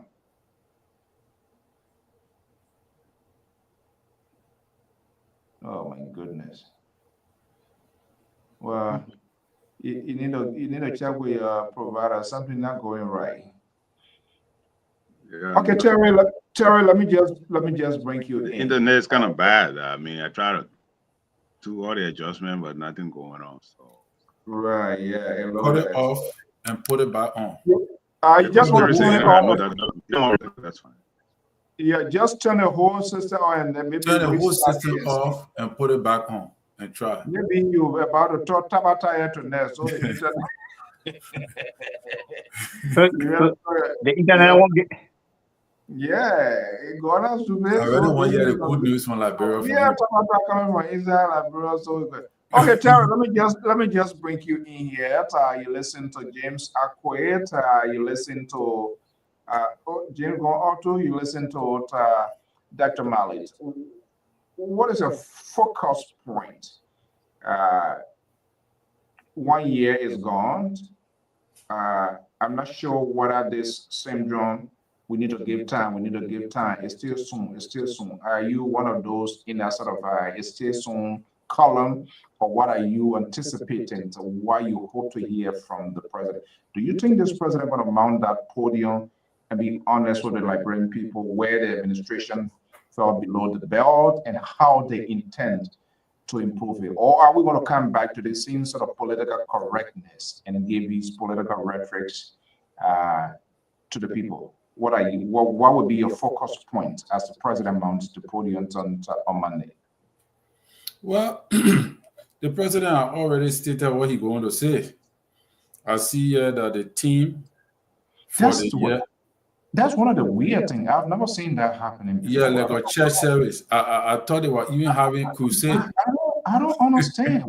Why this old man, this man is being done. I've never seen anything like this before. I was just about to get it. Easy. That's one thing I like about you. You are very honest man of God, even though you are politically inclined, which is good, because politics is derived from the scripture. But just to jump on that, why would they come up with Sunam's State of the Union with its half team? For what? What are they trying to do? What is the message there? Maybe oh, because since the president is not Koga, he's not going John or President is trying to disturb us here. You see, this is the guy when he can't. Let me see what is it? With the president jump over so they will go where? Yeah, sister. the president. I don't know You will if not this enter is a Lofa. All the team. things you're doing here, they will not allow you to enter Lofa. Is this a team for revival or what? I don't know because they're giving us the annual. Let the president go into address a church service. You know, the team I seen here. The theme for the year annual message is rescue to development. So implementing the arrest agenda. So the man going to tell us how he plan on moving the arrest agenda forward, and how that they have rescued, so they are now on the path to development. I think he are already giving us a hint to what he's going to say. I don't know if within this particular team, working around the team that he are giving us to look at, whether if he's going to talk about his failures and why he failed. Because to be honest with you, I think that there are so many reasons why President Walker was not too successful in his first year. So I would think in my mind that he would do the honorable thing to make sure that he highlight some of the reasons why he failed. You know, I show and I will be hopeful that he will highlight some of the reasons why he failed. Like, for example, he took over from a coffers that were completely wrecked, and the country was in debt by in so many ways, you know. So the country was in debt in so many ways, and there were a lot of things that he shut off. He was shut off that he had to bring the country from. He had to stipulate those things. Like, for example, he took over a government, no roads in the country, you know, the whole country, no road. All the roads were bad. He promised in 90 much days. better. Yeah, okay, we're hearing you. Hopefully it's still like that. Yep. Yeah. In 90 days. Yeah, I'm using my phone right now instead of using the computer for now. All right, that's fine. I can see it. You better now, Mr. Bacon. Yeah. Thank you. Instead of he were able to repair the roads, and within. Oh, Bacon, I sent a virus to you. Jesus. Oh God, this guy. Look. He's seeking the kingdom now. His hands are in the air. Let's see here. Let me see. Okay, let's see here. Okay, you see, where is liberal? I hope this is not liberal. These are symptoms of liberal. I hope. Hey, man. Hey, one hang out with him, man. But the man co-host here, why you gotta do with me? I don't know. The man co-host is here. The co-host not brave blue that it work that I don't think catching there. The thing said they want to can't sabotage my business, but it go Holy Ghost fire them. Yeah. Okay. So tell Ray who are you there? We're gonna come to get to the details. Yeah, are you there? Yeah, I'm here. Okay, good. Good to have you. We say welcome. I think you had a very great trip. From all indications, I was just asking you that video and those images from we and Doru, the song. What was that? Tell us a little bit. How was this whole thing? How many cows or goats you ate up there? I did not eat cow, but I ate goats. I ate chicken until I get a 2-8, for eating all this stuff. So I'm good. And well, I mean, the word received as the son returned to the soil to his native-born village. Some of my contribution I've been making, they were showing the appreciation to me, what I've done for the community. So that's where it was. So it was marvelous. I mean, when we were going, leaving Monrovia, I chartered a truck that take about 50 people with us to go to the village. and it was breathtaking, as you can see from the video. The video itself is evidence. Yeah, it was wonderful. What does that tell you? What did you gather from your people going back to your own town, your own village? And I know you spent quite a little time there with them. What did you gather from them? Well, they are very proud that most of us that here, when we leave from here, we stop in Monrovia. We don't go back to our villages to see our people. And they were very delighted to see me. That instead of me staying in Monrovia, that I went to my village where I started my primary education. And so it was, I mean, you have to be there to see how it was. People were show appreciation. So I would encourage anybody. Let's show a glimpse of this.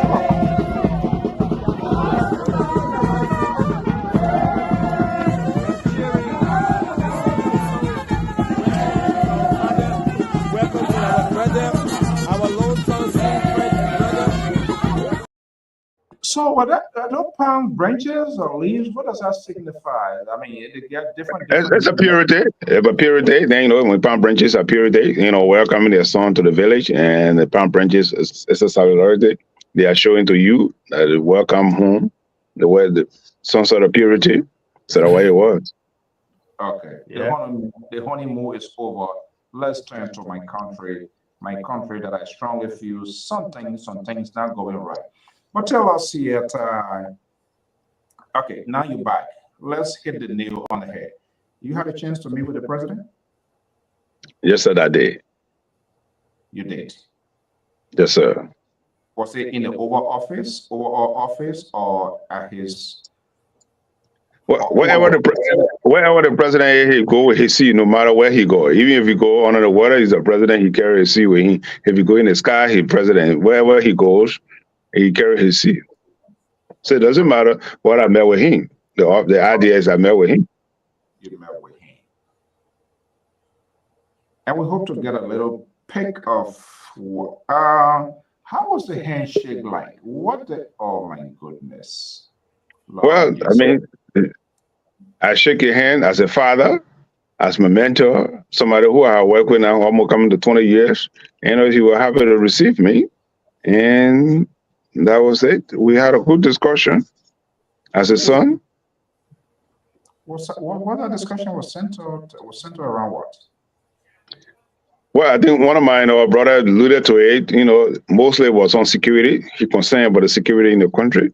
And the first topic he brought up to me, actually I carried a book, How to Fight Corruption, was written by a former minister of Nigeria.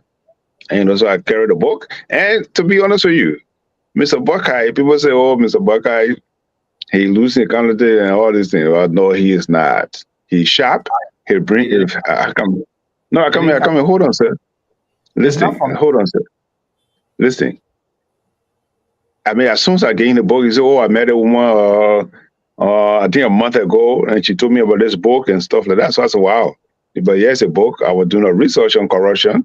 I was able to come across this book, and I brought it for you. Seeing you, fighting corruption is your passion. And so there where the discussion starts. Okay. Now we are in a credit phase, so we're going to keep it succinct. That's quite interesting. He's fighting corruption. Was that the same Nigeria he went to and he said that corruption going to be the number one enemy, and then all of a sudden we see everything there, anarchy loose upon the world. Okay, but we're going to get to the details. The Liberal Progressive, good evening, welcome. Liberal is back. Mr. So, good evening, Mr. So, good evening. Mr. Barker, co-host, welcome back, and we're glad you're back here. Yep. And as usual, we appreciate you coming on, and we thank God that you're back. Dr. Malley and the journalist himself, good evening as well. And Terry, and whoever name is there, good evening to you as well.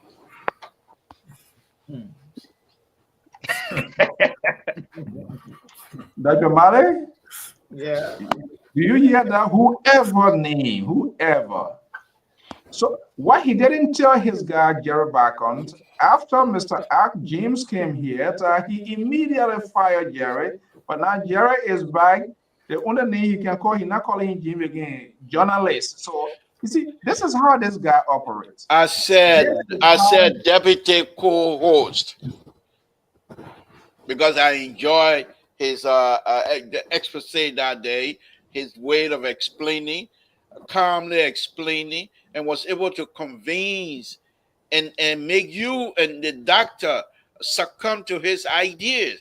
That made him a deputy co-host. So I'm not here to come play around. You guys were unable to take him on alone. Okay, And so let us don't try to come here and try to make things that is not quite there.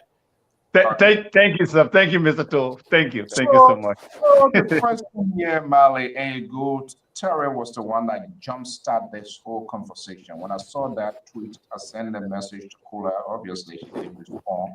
The team, James, let's be honest here. Yeah. Let me just give you a explain. You are a strong supporter. You made a point crystal clear. Is that a little over the edge for the address of the president, which I believe very inclusive of entire last month, year in his office, and kind of like pull a little belt on the team? Is that something new we are experiencing? What do you think?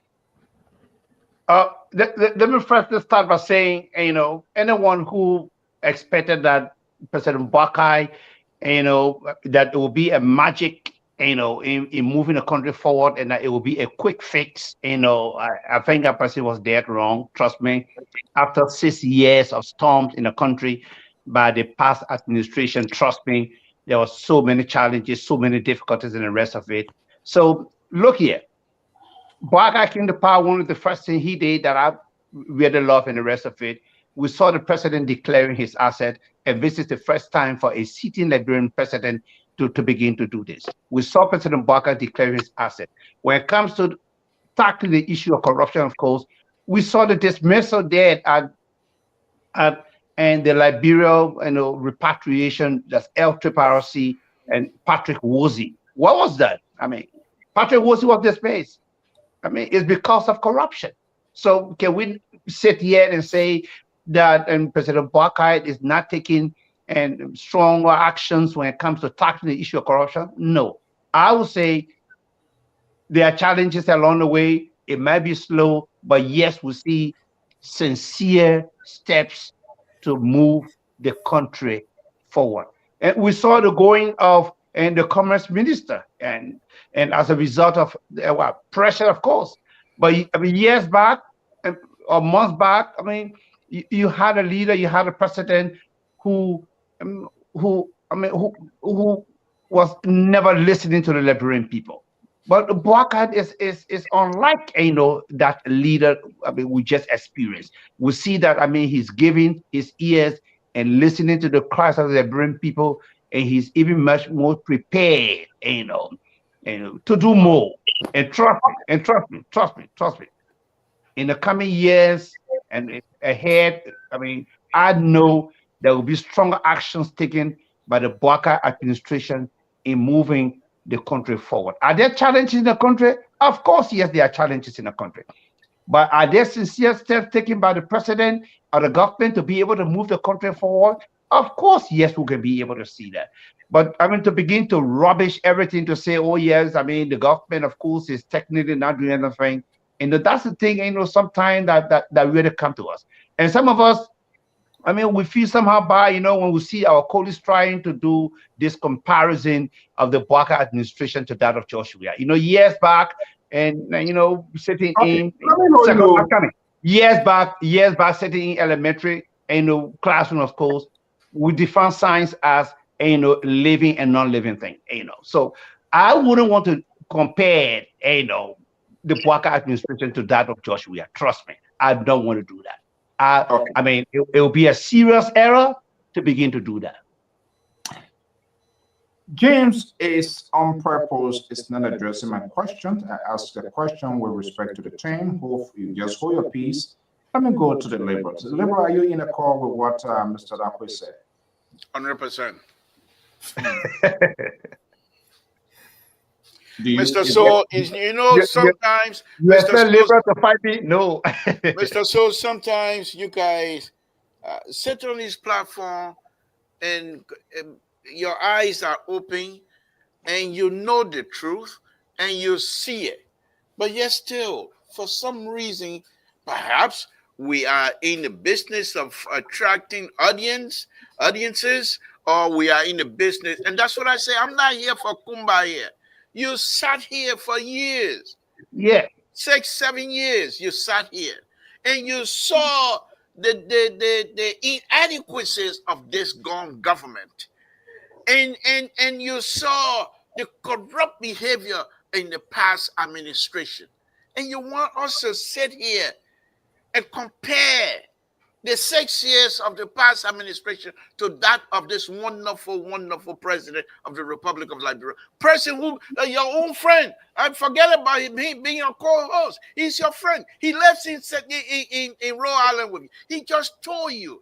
People think that this old man mind. No, but he's sharp as usual. This is the first-hand information that is coming to us. And you want me to sit here and say, I'm not listening to the good conversation you're having here, Mr. Soul? Please, let's accept it that you guys were defeated based on real debate. It has nothing to do with you know who and I don't know who. Mr. Soul, don't do this to yourself and your people, because you guys are still you're putting your foot in your mouth, and we can't help you with that. Do you agree with the team of Vicia Soma? Yes. Okay. Mr. Bacon, Dr. Mali, I want to be coming to you. What is the team, by the way? Well, you already answered yes. So you see, this is how you do it. Your sound paper before you get to know. Now, instead of me putting my foot in my mouth,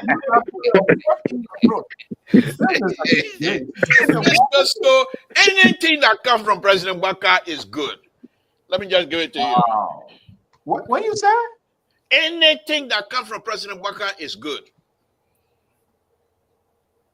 Jerry. Mr. Bacon? Yes. Are you on board yes, sir. with me? Are you on board with me? Anything? Okay. You heard it loud and clear.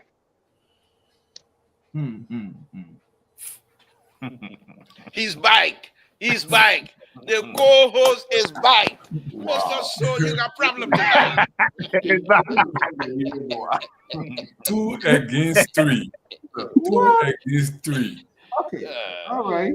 You heard it from the horse's mouth. So why you want to second guess or what the man said? I said you only loud and clear. So why else do you want? Okay. So quickly here profile for us before I go to Terry. There's a reason to reserve the independent and he's going to speak. We just want to get some moderate voices here. And the president going to be speaking. You say you met the president. How was the meeting? How was it? What was the atmosphere of that meeting? Do you mind to take us there? Just the president was in a good. The president was in a good mood. We have a discussion for 35 minutes precisely. So we had a good discussion where he wanted to discuss, and I listening, and I make my recommendation, well, based upon my observation and based upon my expertise, and we have a good discussion. Was that a closed-door conference? Oh yeah, one-on-one. No, nobody was there for 35 minutes. What was the most touching thing you gathered from that conference? If it is classified, you don't need to tell us, but what's the most takeaway? He is concerned about the country, how the country is functioning. He has some issues that he wants to address when it comes to the country. So that's what it is. But there's certain information. It's a privilege to meet with the president of the Republic of Liberia, to sit down with him for 35 minutes. And I mean, that's what I can tell you. I cannot go into detail. It is not good for the president, and also not good for me to come and classify or declassify the information that he himself had discussed. I mean, he told me, he asked me I could stay for his, the state address on I think on Monday or Tuesday, for him to be part of it. I said, Chief, I have to go back home And he said, okay, I understand, but I mean, we had a good discussion, to be honest with you. And the president is in good spirit. He's sharp like a razor blade, The excellency, he's very sharp. I mean, he's sharp, to be honest with you. The memory is very sharp, very attentive. I can tell you, I can show you for that. He had a hat on with shades, or you were just straight? I cannot give you that description.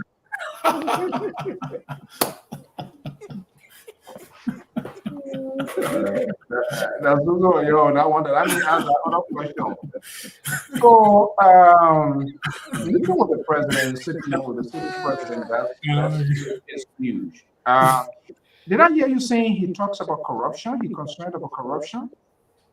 Precisely. He talked about corruption because I gave him the book. And that's why I brought the corruption business up, because it's a book that was written by one Dr. Mozi, Mozi, the former minister of Nigeria.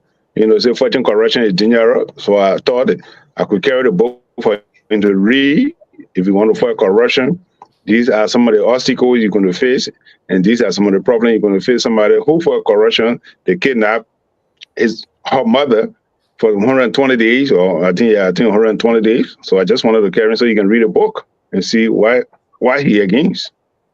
So I'm wondering here, you as a security expert, you did not carry anything, a book more or less related to security, while led the burnings of the Capitol building, and carrying a memoir, a dossier of a corruption. Does that suggest that the government is corrupt? And you want to remind him, or what? Wow. You are framing it. You're framing the question in a way that is very dangerous. You don't say the government is corrupt. The message he's going to fight corruption. So he saw it before he became president. These are some of his agenda. He said, I'm going to make corruption free. He don't say he's going to, there's no way in the world you say you're going to completely get rid of corruption. Even in the great United States, they fought the mafia. Today, the mafia is, kind of debilitated. And so he want to fight that mission. So I thought it was saying he want to fight, he compassionate about it. These are somebody who have done this, and probably he will read it and understand that point of view, and definitely he would do it. That's his passion. You saw it when he went to cancer. So he admitted corruption. You remember he admitting corruption in his government? Listen, the man inherited corruption. He not say he admitted in corruption. So don't frame the thing and say he admitted in corruption. That question is redundant. That's a redundant. No. As a journalist, as a president, please don't come to conclusion. Let me ask again. I'm asking whether the president admitted whether there's corruption in his government. I'm not saying whether he's corrupt. I'm asking whether corruption in his government. Listen. The passion the president is fighting is that corruption. He's going to make sure to minimize corruption in that country. You heard his interview is a cancer. He's doing everything at corruption level to fight corruption in that country. He's passionate about it and he wants to execute it. That's what it is. Gentlemen, folks, this is what we experience on a daily basis. Jerry has actually pleaded the fifth not to answer my question. I'm not. You see, that's one of the problems. That's one of the problems you always have. You expect the question that you ask me to answer the way you think. I answer the way I understood it, and I answer it based upon my understanding of the question. But let me say this. Hold on. Can I finish it? All right. No, go ahead. But I just want to commend everybody on the platform. What we are doing here, millions of people are listening to us. When I went to Liberia, I saw about 2 or 3 persons that recognized me. So you can be on LPR. I say yes. So you're not just come here and we talk our tabata, but there are people who are listening to us very attentively what we say here. So I just want to commend us. The message is getting out there, so I just want to commend. I just want to bring that. And when I was there, I think I did a couple of interviews. I think they play while I was in Liberia. So I just want to say thank you for those of us who here every night to make this show to be functionable. So Say that again. From this photo. Was the president part of the 2 persons you saw that told you that they watch LPR? Oh, No. it's a classified. Listen. Let me say this. There are certain information I cannot go that far and say, but the president told me say, watch LPR. It's a classified. Okay, I'm not going to go there and say the president watch LPR, or president do this. What I can say, what I can say to you here, I can report to you being on the scene. I say, what we say here is got an impact. It got an impact in Liberia. And we come on and show that people who watch it, and people who watch me, I saw 2 persons, or 3 persons, and they recognized me. And, and they say, oh, yeah. They know me by name. They didn't even say you want to do the name, full name. So that's so I just want to say what we say here is important. Okay, let's make progress. He's not telling these people who met him, whether they are government officials or they are non-government officials. He's not telling it. He's not willing to discuss it. He did not answer my question, asking the simple, plain questions. He did not answer. He answered it. He was politically correct. Let me go to the Reverend here, who is very bold in answering questions, and I will bring in the independent guy. This is why I like everybody to have the answer, and the independent man is going to put it into context. Terry asked Mr. Bacon a simple question. He, as a security expert, I expect he's going to be carrying a book. He has written numerous articles. Instead, interestingly, he carried a book that talks about corruption to deliver to the president. It's like, Mr. President, this is why it's happening right under your feet. So I am bringing this document to look at it and do something about it. And I ask him, what are the president admitted, what are these corruptions in his government? He pleaded fifth, like Donald Trump. I said, what I discuss with the president is the president myself discussion. I cannot come on national radio and say this is what I discuss with the president. I can give you this is what I say. I give him a book that he need to be read and that need to be read, and that's it. Okay. So I mean, why else can I tell you? I'm going to detail. I can't. I'm not privileged to do that. I'm not privileged to do that. Okay, hold your peace. This is a very good welcome for you. The way I welcome you, the Liberal will never do that. He fired you in your absence and brought in another code. Now you come back, he now made deputy to deputy. I don't get it. But Terry, just answer my question here. And we're going to judge you by your virtues as a spiritual mentor here, not to be politically correct. That seems to be like a threatening undertone question here. Some sort of a condescending question to Terry, and I think the liberals to sit by for you to do that kind of stuff is unacceptable. Ask your question as a journalist. Don't come on with honor cut threatening and what have you, and try to put him in the bubbles here right before our own eyes here tonight. Okay. That's your question. All right, thank you. Terry, was that a fair question that I asked Mr. Bacon? Well, it's a fair question, but like Mr. Bacon said, it's a gentleman discussion, in the gentleman agreement and gentleman discussion. So it's a classified information. And anything that is classified, when security matter is classified, if he speak further, that means he declassifying. So like Mr. Bacon is who have few words, but great wisdom. I respect his position. The only thing, if the old man were wearing shades or hat, that means he put you in Zinowa. But however, Mr. Bacon, thank you for having an interaction with we appreciate it. The only thing is that I think Mr. So asked you a very good question, and I want to believe you did ask the president, even though you're not going to tell us. And I want to believe the president did admit, given the fact that of your close proximity to him over the years, I want to believe that he confide into you what he's going to do, even though you're not going to say. But in coming days, I believe Labor going to pull it out of you, or Mr. So going to pull it out of you subliminally. But however it be, you know, The man are security analyst, and you think we will come on the ground and you will not know? Terry, come on. Will you keep discussing the Mr. Collins? so God. so one good thing, if Labor do not pull it out, Mr. So will wrap around something away, you pull some out, or Dr. Mali.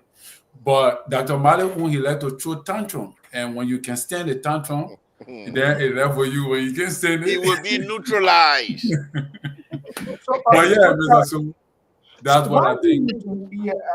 we are not in the minds of Terry, but I just want to tap into your spiritual realm. Why would he deliver such a book to the president? Well, that's why myself I can't get around to give us a team. Maybe he want to put up the Omega skill. He want to distract everybody, and probably he may get on that podium and touch just little things towards that. But he wants the direction of the people to focus on something while he plans to do something. If you observe, there's something the government doing that I think is a shifting that I observed. Yesterday, I said it on Labor Show. Yesterday, the Justice Minister was at OKFM. The Information Minister was at Spoon TV, Yeah. and the spokeswoman for the police was at Mika, and she said it was her first time going at Mika. But I'm trying to tell you, in one day, there was three key people were in three strategic media entities addressing the nation 1 year after the president leadership. I think this was a strategy to cool down the tension in the country before the president mount the podium, which I believe was a very good strategy to ease down the tension, because there is a speculation that there is a pending protest at the Sonia. So by this, he allowed to see sampling views from the public, and these guys went there and eased the tension, especially from this saga that going on with the impasse at the house. I think that was a very good strategy. So as you see in the media for today, everything is no tension in the country as the way it was previously in the past. So I think that was a very good strategy. Okay, thank you so much. Dr. Mallet, let me just bring you in, and there's a reason for which you were reserved into this whole national conversations. I knew it, I saw it coming. I assumed the Labour came in, the entire structure of the conversations took a dramatic turn. He threw his weight behind the politicians from the North South or whatever Dakota makes to the Rhode Island guy here, which is obvious. But if you listen to the Liberals, you listen to Bacon, now Terry is getting in the middle. But his being in the middle too, there's a lot of uncertainty in it, because one in a minute, in a second, the Liberal will intimidate him. They'll try to put him out, and then he will reposition himself. Was that an awkward question that I asked, for which Mr. Bacon and the Liberal are refusing to answer my question? Aqua didn't even answer the question. So it like these But you guys. see, I love how Mr. Bacon, I love how Mr. Bacon really put it. Because Okay, I mean, I know the thing you're is, gonna love. I know you're gonna the love thing is, it. What you want him to respond. You want him to respond to your own, whims and caprice and the rest of it. And trust me, I mean, it doesn't go that way. Mr. Bacon is going to respond like Mr. Bacon and not going to respond like Mr. So. That's how it So works. we can ask questions in 5 different ways. My goal is to get I want to answer for my audience, not necessarily for me. But let me go to Mr. Dr. Mali. Dr. Mali. Yeah, I think it's very sad tonight. 2 minutes are conspicuously absent from the Daha presentation tonight. They have failed miserably to quantify His Excellency 1 year outcome. They're giving all a convoluted version of stories and they can't point out one achievement. Anyway, let me point out one achievement to glorify their presentation. I want to thank His Excellency. One could be the Ganta to Tapeta rule. No. Excuse me. The Ganta to Tapeta rule. Yes, Hold on. I'm under protection on this platform, and you need to hold your gun to your chest. So what we are saying here is that let's first of all start with this. You think that witness program here, you honor protection? First of all, let me make one point of correction here. Government is continuity. The road construction project started with Helen Johnson Sirleaf. Okay. It became a bit deeper under Joe Weah. Okay. It continued with His Excellency President Joseph Boakai. So President Joseph Boakai did not inherit bad road condition. He inherited a continual road. No, we want to be objective here. He inherited a road condition that began with his own government part 2, part 1. Then Joawea, now he in part 2 of his government. I want us to set that record straight. And secondly, he brought in 285 yellow machine to buttress his effort after circumventing so many procedures. This is a democratic precedent circumventing policies and bringing equipment in a country, and I learned each country should have had 19 pieces of the equipment. As I speak to you today, even Mikia is tablet to tell us the progress of the equipment.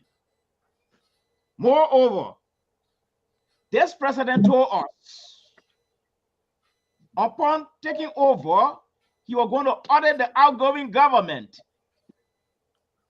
He only audited a 3 segment of the government. All right? You don't call that auditing the outgoing government. No, that's not it. It's inconclusive. All right? Let's get back to the issue of corruption you just talked about here. The president went to Lofa County. You people say he misspoke. No, he did not. The president compromised corruption in Lofa County when he said, even you can share the booties with your people. That was a compromise. Even though the executive mansion fought so hard to clarify the airway. But that is not the issue right now. This is the issue. The tabletop issue that facing the Liberian people, the hardship. Since Helen time up to this present time, the hardship still permeate in our society. All right? These are tabletop issues. And one of the tabletop issues is the issue of sanitation. The city is still dirty. I have not seen a bold plan to clean the city. I'm not talking about Liberia, right? And the issue of sanitation is one of the core areas in arrest. It had not been addressed.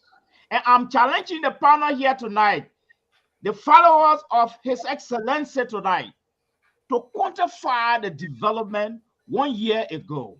But you cannot quantify the development except you retrospect the sonnet that were pronounced to the Liberian people on Wednesday, January 31st, 2024.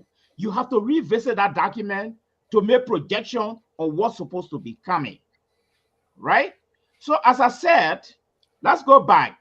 This guy, the president advisor, Bushi Ben Keita, you will agree with me, had the guy tried by all means to suffocate the judicial system under a democratically elected government. When he intervened into a court proceeding with Prophet Key and get directive. These are dictatorial tendencies undermining the Here we go. in that country. The records are there. All right. So when you come in on the platform to tell us what has happened 1 year ago, quantify these things, let our listener be the judge, then we take from there. There are a whole lot of other things that come in. Let's get back to the issue of corruption. The honorable My journalist. goodness, Mr. So. Come in now. Put your hand hold down, on. Labrador. Mr. So. We are addressing issue here. The Yeah, but you are abusing the platform. No. I will be coming to you. I have the right to say that now you ask you, I give you the opportunity, and what you did, you surrender to the privilege. Let's go to the honorable journalist. You're talking about corruption. People were removed from their offices. It's the same old playboy in Liberia. People are dismissed. Nobody go to jail. It's the same old playboy. So what's the big deal here? Nothing has happened to corruption. It's the same old playbook. Let me bring in the guys. We don't sanction voices yet. You want to have a meeting? But you limit. You don't sanction, but you limit. Unbelievable. Let me reach to James. I think he wanted to respond. I said, CEO, to make the team fair and balanced. Do you want to ask me a question? Saying they can't answer their own question? No, we don't want you. You're done. You're done for the evening. Okay, Mr. So. Yeah. You know, he talked about auditing. I don't know. You know, sometimes it's very important that we begin to look at, issues that pop up from the country, and we follow up, and for me, that's what I do.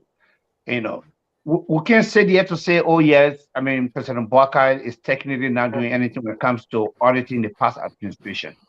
If you just go to the front page African newspaper just yesterday or today, it's going to tell you that the Supreme Court of Liberia has ordered the recusal of George Blamo Dixon from the corruption case against former Finance Minister Samuel Toure and others, raising serious concern about the government motives and the integrity of the judicial process. So I don't know, if you don't want to call this, part of the auditing that President Boakai and his team, are initiating and carrying out against, just the past administration, then I don't know what is it. Okay, we never saw this. I'm coming. Just jot down. Let him make a point. Coming. We never saw this, in your administration. When your folks came to power, they made it very clear that they were going to what? They were going to prosecute. Past administrative officials of government and the rest of it. Nothing they did, But let's leave them, and that's what I'm saying.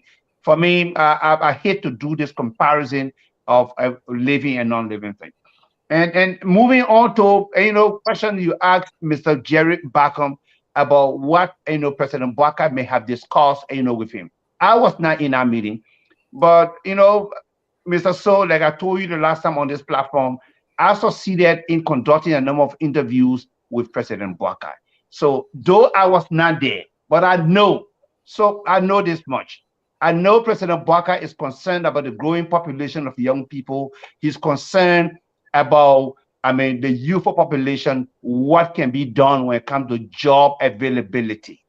Those are things, that are on the mind of President Boakai. Trust me. President Boakai is concerned about roads.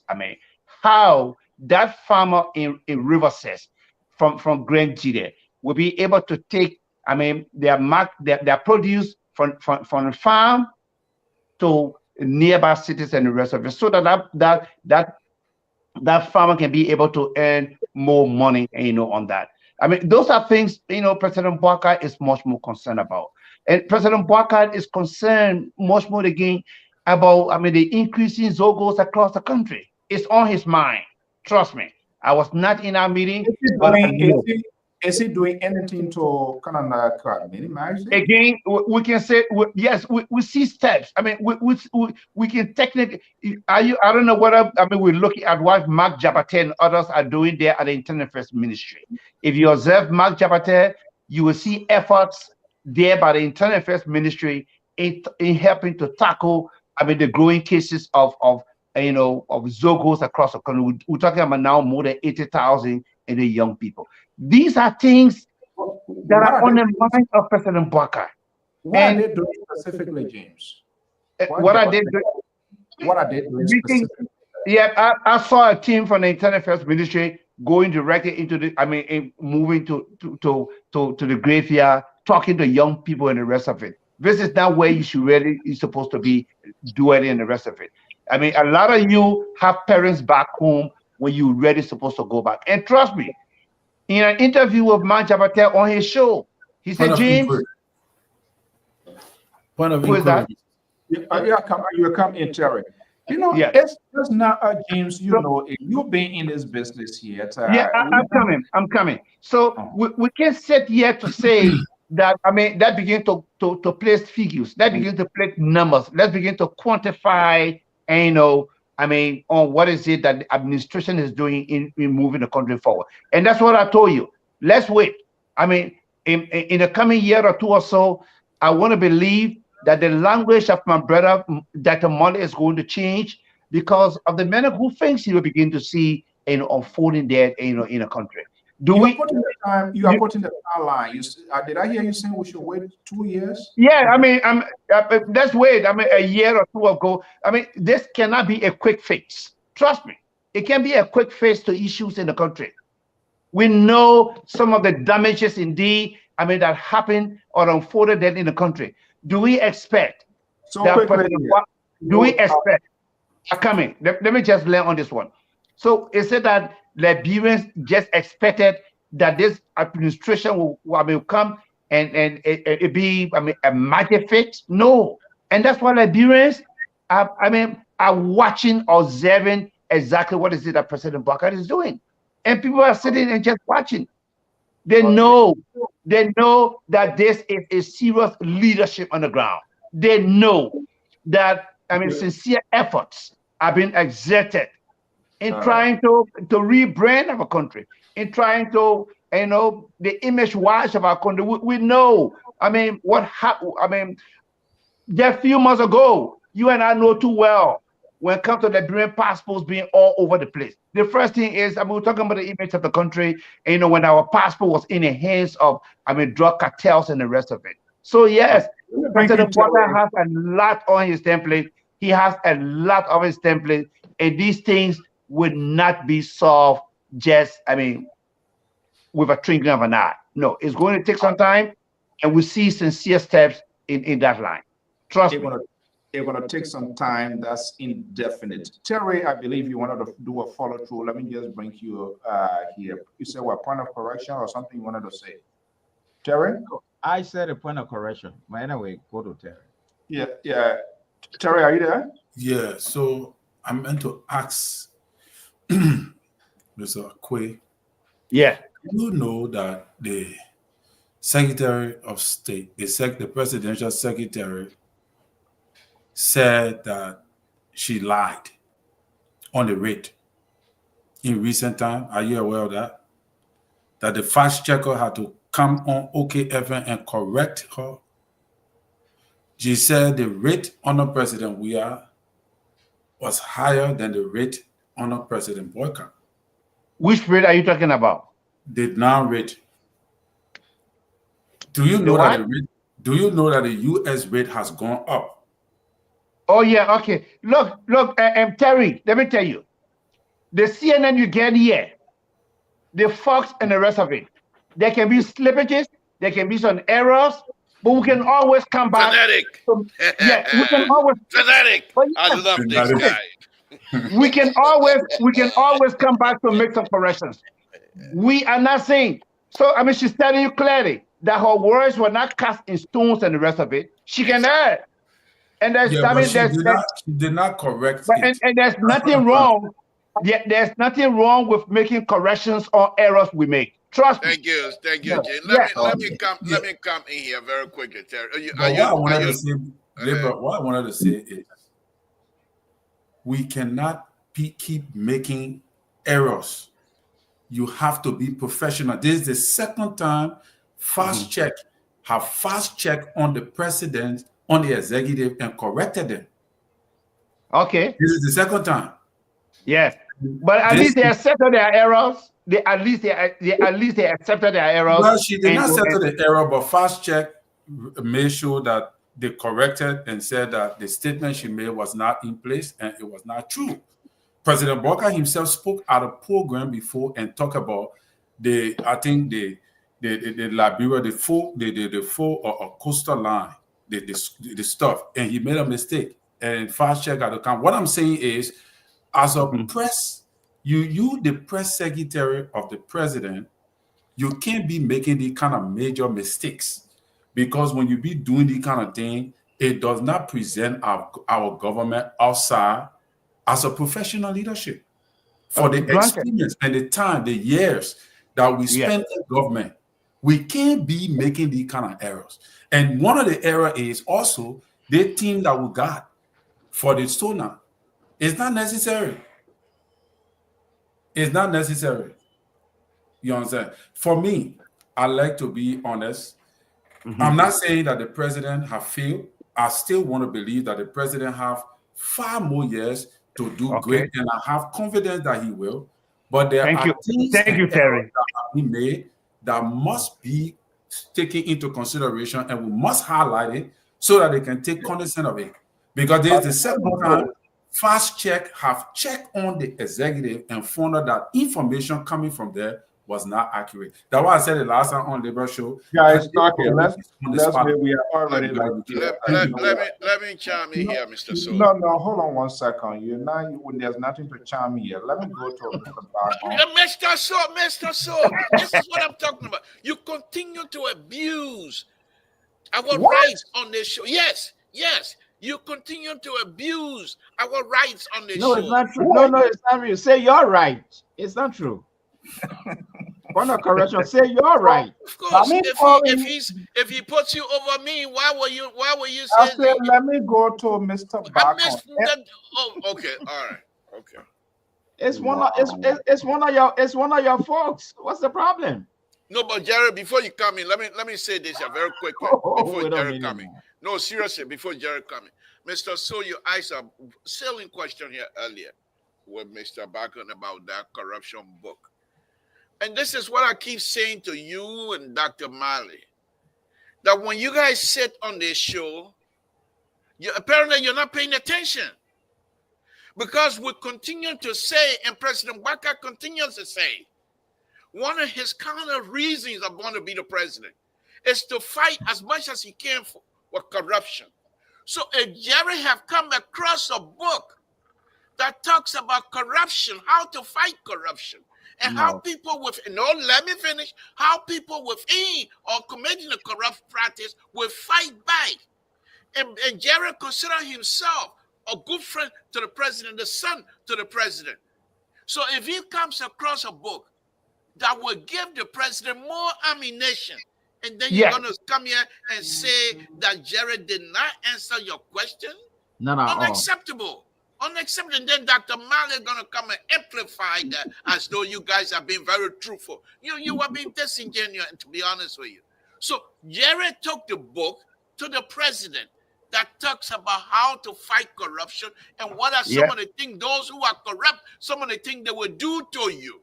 So giving the president an ammunition to fight the corrupt behavior that we're all crying about. So please, journalists. Was the book about corruption or security? About corruption. Both. Corruption, but at the same time, how to prevent or how to that's a good question, Collins. Dr. Mali, the liberal is speaking. We're not on Kumbaya tonight. So, Mr. So, I'm just saying to you, Jerry's answer was good, and what he did is something that we all should be proud of. To say, I found a book of 5 people who fight corruption. The lady wrote a book, and in her book, she said how to fight. But when you're fighting, what are things you need to watch out for? And then you're going to say to me, answer your question. The irony of the whole thing here, that picture is like a war coming down upon me, is to take a book from Nigeria to talk about corruption. It's like taking a book to somebody how to. Where did he supposed to take the book from? From Donald Trump? Oh, Mr. So you disqualify Nigerian scholars?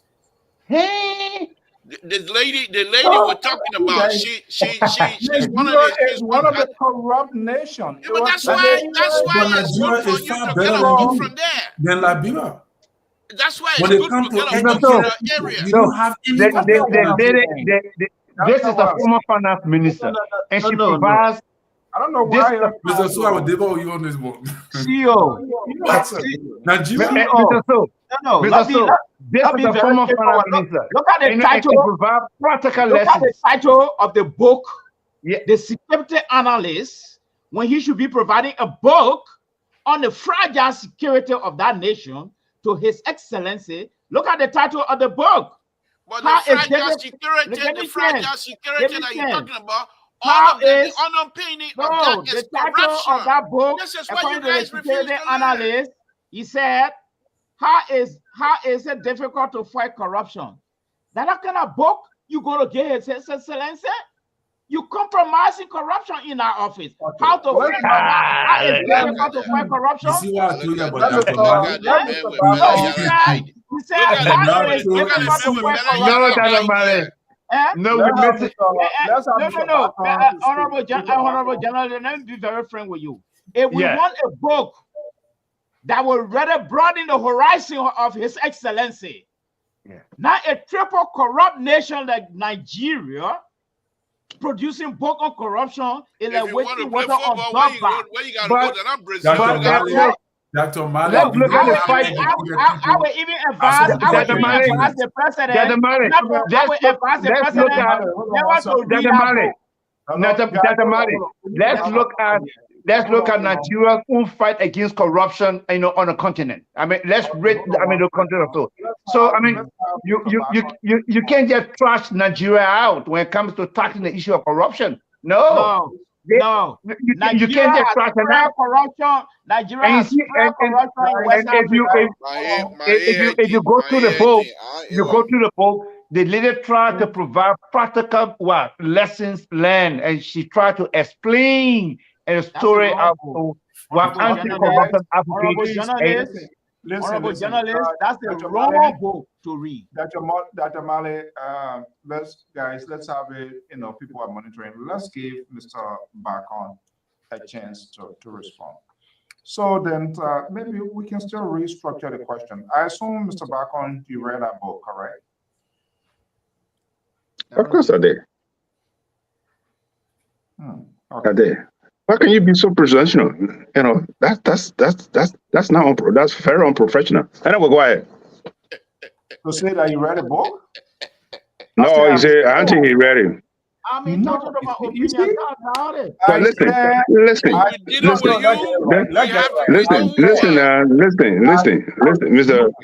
Go ahead, Mr. CEO. Yeah, Mr. Baga. I said, I assume you read the book. That was my question. Yeah. Then he said, I think he did. Oh, okay. Your co-host is on here demeaning my co-host. That is unacceptable. We can't have that. What your problem is, Stephen? Oh man. Go ahead. Go ahead, Mr. Baga. Maybe your co-host, maybe he's very primitive when it comes to such a thing. No. This is unacceptable. Listen. This is our show. I can't have you and the liberal to scramble over my co-host here. You're trying to be condescending. That is unacceptable. But go ahead. You know plenty. Listen. The man tried to challenge my integrity, carrying a book to the president. That's number one. Number two, let me say that corruption is a crime. So it's nothing. Maybe it's not one that I say very primitive when it comes to corruption. Corruption is one of the worst things in this country. Who have written a lot of books on corruption? Corruption in the United States, they fought it. So it is the right thing to do for the person who have fought corruption to read a book and say, this is what happened. So when he was going to school to do his education, the books that he read and say, oh, because the person, or educated person, so for that reason, the books that I read to get my PhD, it's not important. So that's what I'm saying. Hmm? Because there are a lot of books he read to be qualified to be an ED. Okay? So, especially who are for corruption, what happened to her, she explained in detail. What about doctor? You people that read or write a book, how to deal with nervous system, because you know what? They are professional individuals who have done surgery over surgery, and they read a book, and they are written a book, and they're being used in school just for preventative measures. But here's the point I want to make. Maybe Mr. Mata is not getting it right, because you see, when you are not thinking correctly, you just thought because you get the opportunity to get a platform. That's what it is. But here's the point I want to make, Mr. Bali. Talk about Buakai 1 year anniversary. The president will be addressing the nation either Monday or Tuesday. Yeah, I think the mayor Buchanan last week to set the agenda roadmap or blueprint. They come up with $8.7 million. It is not a dime from the Liberian people. It will be paid out of donor and people that out of the who willing to work with the president, the people who willing to work with the president. So it's not the $1.8 million, it is not from the Liberian people pocket. Number one. Number two, salary. None of the nurses will be making less than $150, and civil service. Police officer will not be making less than $150 by this time. $150, yeah, you might think it's not a big, it's a small money, but with our economy, with our GDP, it is something, and it will be paid on time. That's what the president is talking about. That's what he's talking about. These are issues. So when it comes to corruption, it's one of the worst crimes that you can be committed in that crime in Liberia. That's why he's fighting it. Yeah? Corruption is a crime. It's capital. So probably that's what I say. It's very primitive of you to come here and say, "Oh, corruption is not a issue." Well, why are you talking about corruption in this country? Why are you think they're fighting? Why they're fighting the mafia is what? It's not a crime. Cyber crime is not a crime. Work crime is not a crime. So these are element of crime. So I'm coming. No. You gave me 7 minutes for him to talk. So give me the opportunity. You gave your co-host 7 minutes to talk. So I'm not even talking for less than 2 minutes here. You're right. I'm watching that. You give a clear path for when you say your co-host. He has the right to intercept. Oh well, they're not fair. They're not fair distribution. They're not fair distribution. All right. Oh, that's not. Oh, hold on. Let me do analysis. He know when you talk about analysis because he know he's a writer and myself I'm a writer. So we talk about analysis. Let me say this to you. You talk about auditing. Auditing is a continuation. So continuation. Okay. So even President Buakai can wait until I end of the year or I end of his time. He can still do auditing and say I need to audit the government. They are forensic. So even if you commit a crime 10 years ago, 15 years ago, it stays as they because we got forensic. So let me make it clear. So that means because he's not auditing the outgoing government, it doesn't mean that it's not going to be done. So let's get that part clear. We have forensic. He knows. So for him to come here and say, "Oh, but can I do this?" Man, Mr. Mali, please give her a chance. Not just say we come through warrior loosely. Go ahead. Yeah, you're cool the temperature. I did hear you saying corruption is a crime, correct? I'm not mad. I'm just doing analysis what he has said. I'm just doing a rebuttal.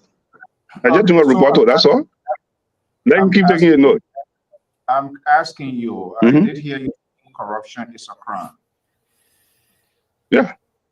Yeah, people, listen, the governor, hold on. The governor Chicago, he went to jail for what? 15 years when he was trying to sell Obama's seat. What happened? It was a corruption. He went to jail for 15 years. The former representative for Louisiana, why the former $190,000 in his refrigerator in his house? Thank you. So I mean, I can give you the list of the corruption. Jackson Jackson went to jail. Okay, I know. I come here. Let me get please give me that opportunity, please. The sitting city mayor of New York right now, he on an investigation for what? For corruption. the sitting city mayor of New York. You're on an investigation for corruption. So you telling me corruption is not a crime? It's a, I mean, it's a disservice to the Liberian people and also those that listen to the Liberian public radio. Thank you. That's not what I said. I asked the questions. The reason of my questions, I have a follow up to do, but it looked like you and your liberal here this evening is just okay. If it is a crime, which of course I agree with, and James outlined that this guy that dismissed from Lpr-Tv.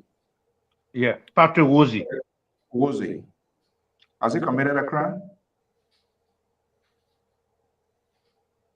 Because you but you try to divert funds intended. I mean, when you try to misuse or divert the use of funds and funds, it's misappropriation is a crime. Well, let me answer your question. Let me answer your question. Let me take, hold on, sir. Let me answer your question. Can I answer your question, sir? I've never concluded the question, so I don't know which answer you're going to provide. I'm asking if there's a crime, how far are we then this crime that has been committed by Patrick Woozy with the government of Liberia in terms of getting to the bottom line? Listen, there are two crimes: felony and misdemeanor. That's it. You either commit a felony or you commit a misdemeanor. Misdemeanor is less than $1,000. From $1,000 up to millions, trillions of dollars, it becomes a felony. So if the government deems necessary that he has committed a crime, of course they can dismiss him. We'll go through the process of our criminal justice system. That's what it's all about. You are innocent until proven guilty. So then why was he dismissed? What I'm saying, listen, maybe you're not getting it. If the person is dismissed as an allegation, it doesn't mean that you are guilty. Okay? They got indictment, they got arraignment, they got, discovery in the process of law. It doesn't mean because they dismiss you and they say, oh, the person is dismissed for corruption, you had a day in court. And Jared, this is why we said this president is such a wonderful president. When you are doing an investigation, there's no reason for that president to be on the same job. Terry, do you agree with that? Listen, it's an allegation. Let's look at Samuel 2 for a reason. Let's look at Samuel 2 case for a case study. Hold on. Are you saying, James, let us be honest here. Are you saying you dismiss people based on allegation? Not suspension? Not listen, Mr. Toh, Mr. So, you're not getting it. Listen, you are innocent in the eyes of the law until you are proven guilty. Okay? So if there's an allegation that leveled against you, you can dismiss that person. If the person is not guilty, sure, he can come back to his job and left for the president to serve you. People in the place are listen, you're not getting it. Working in the executive, you work at the will and pleasure of the president, Mr. So. Arrest my case. Mr. So. Mr. So, can I make some interjection here? Before we I'll come to you, Dr. Malley. We are already running time. After Terry, I'll come to you. Yeah, Terry. There are some mistakes that, like I said, this is mistaking. Like Mr. Bacon already said, but it makes it look confusing when the president do not carry on investigation. So if we dismiss these people, let them be investigated. Like the car, somebody there put it up, the car of Amin Muda, and order that when he resigned, there is no investigation whatsoever with the issue of what her name, the inauguration. Miata formula. There have been no investigation. One day the president just booked her and said, Miata, and start thanking her for the good thing she did. So when you leave these kind of loopholes, I believe you're a security man. When you leave these kind of loopholes, you create a comeback for the opposition. You create an opportunity for the opposition to come back at you. So my only recommendation is, I agree that the president fired this guy. The president did fire him, but he was not investigated, and several other people too. You know, like for example, the DEA, the investigation was on the table of the president. We don't know what went on with that investigation. There were no briefing to the public. The president just got up and fired these people and they left the job. But no investigation. We have not come to the conclusion of what really happened. These are loopholes. These are loose ends that you can't just leave. You have to tie it. You have to bind it so that people can use it tomorrow to open the wound or to open the canal. So in my mind, going forward, for me, I recommend that most of these dismissal should follow by investigation. For us, we still believe that the president of Liberia, under his leadership, JMB, will do well. All the mistakes JMB is making does not determine that CDC can come back and that they are the best option. The problem with United Party people, they don't like to acknowledge the error and the feel that is a weakness. It's not. The acknowledgement of our errors will help us to propel our leadership to a professional level, and that is what we seek. Okay, we are extremely out of time, and because we had a first community engagement, so everybody going to do their closing point. And just everything, just have whatever you're going to say, have it embedded into your closing. Let me just, Dr. Mali, I'm going to be coming to you, but let me just, the two folks that are on the phone, let me just get the 1 minute each. Please be succinct. Aaron, let's hear you. Hey, Mr. Sob, how you doing? Good. Yeah. So I want to speak to this corruption issue that Mr. Bacon talking about. Yeah, let's agree that, we all agree corruption is a crime, right? So how many corruption cases say it's a crime that this government has investigated with their own government officials? How many? We can't name one. We can't name one that they have investigated with their own officials. We can't name one. The only person that doing an investigation for the government is School Network. School Network are the ones who find things on them, not themselves. But it's ironic to hear Terry every day he come on the show. CDC is not a factor. I don't know why he worry about CDC. So you guys looking for her to see what CDC coming back to power? That's the reason why you guys don't want to make mistakes, or you guys making all these mistakes that you're making because you keep looking for her yourself. Corruption is a crime, Mr. Bacon. So tell the president, send you closer to him to investigate it holistically, not just pick on certain people who not related to him or who not from his wife's office. Thank you. Much. All right. Keto, quickly, we are extremely late. We have to go. Keto, let's hear you. Thank you. I'd like to say hi to everybody. Welcome back, Mr. Bacon. I'm speaking the meeting. So I listened to, I just want to stress 2 points here. I listened to Brother James, who is a journalist. Prior to Joseph Boakai becoming president, he was concerned about the problem that Liberians are faced with, that the government of Liberia is faced with, or was faced with at the time. He was concerned. 1 year into his administration, he's still concerned. He told the Liberian people he could fix it. And you come on this show and keep telling us that he's concerned about the so-called increase in the country. He's concerned about drug use. He's concerned about road construction. He's supposed to be solving these problems. He's concerned about corruption.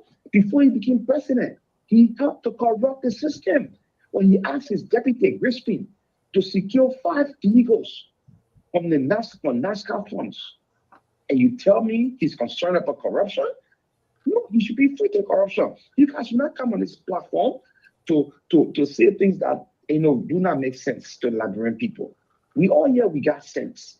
You can't tell me when you were sitting and tell the Liberian people, I can fix things, I can fix things, I can fix things, and all of a sudden you come out and you say you're concerned. No, you're not concerned. You should be working to fix those things. Then we know that you're good. Mr. Bacon, corruption is corruption, whether you look at it the way you look at it.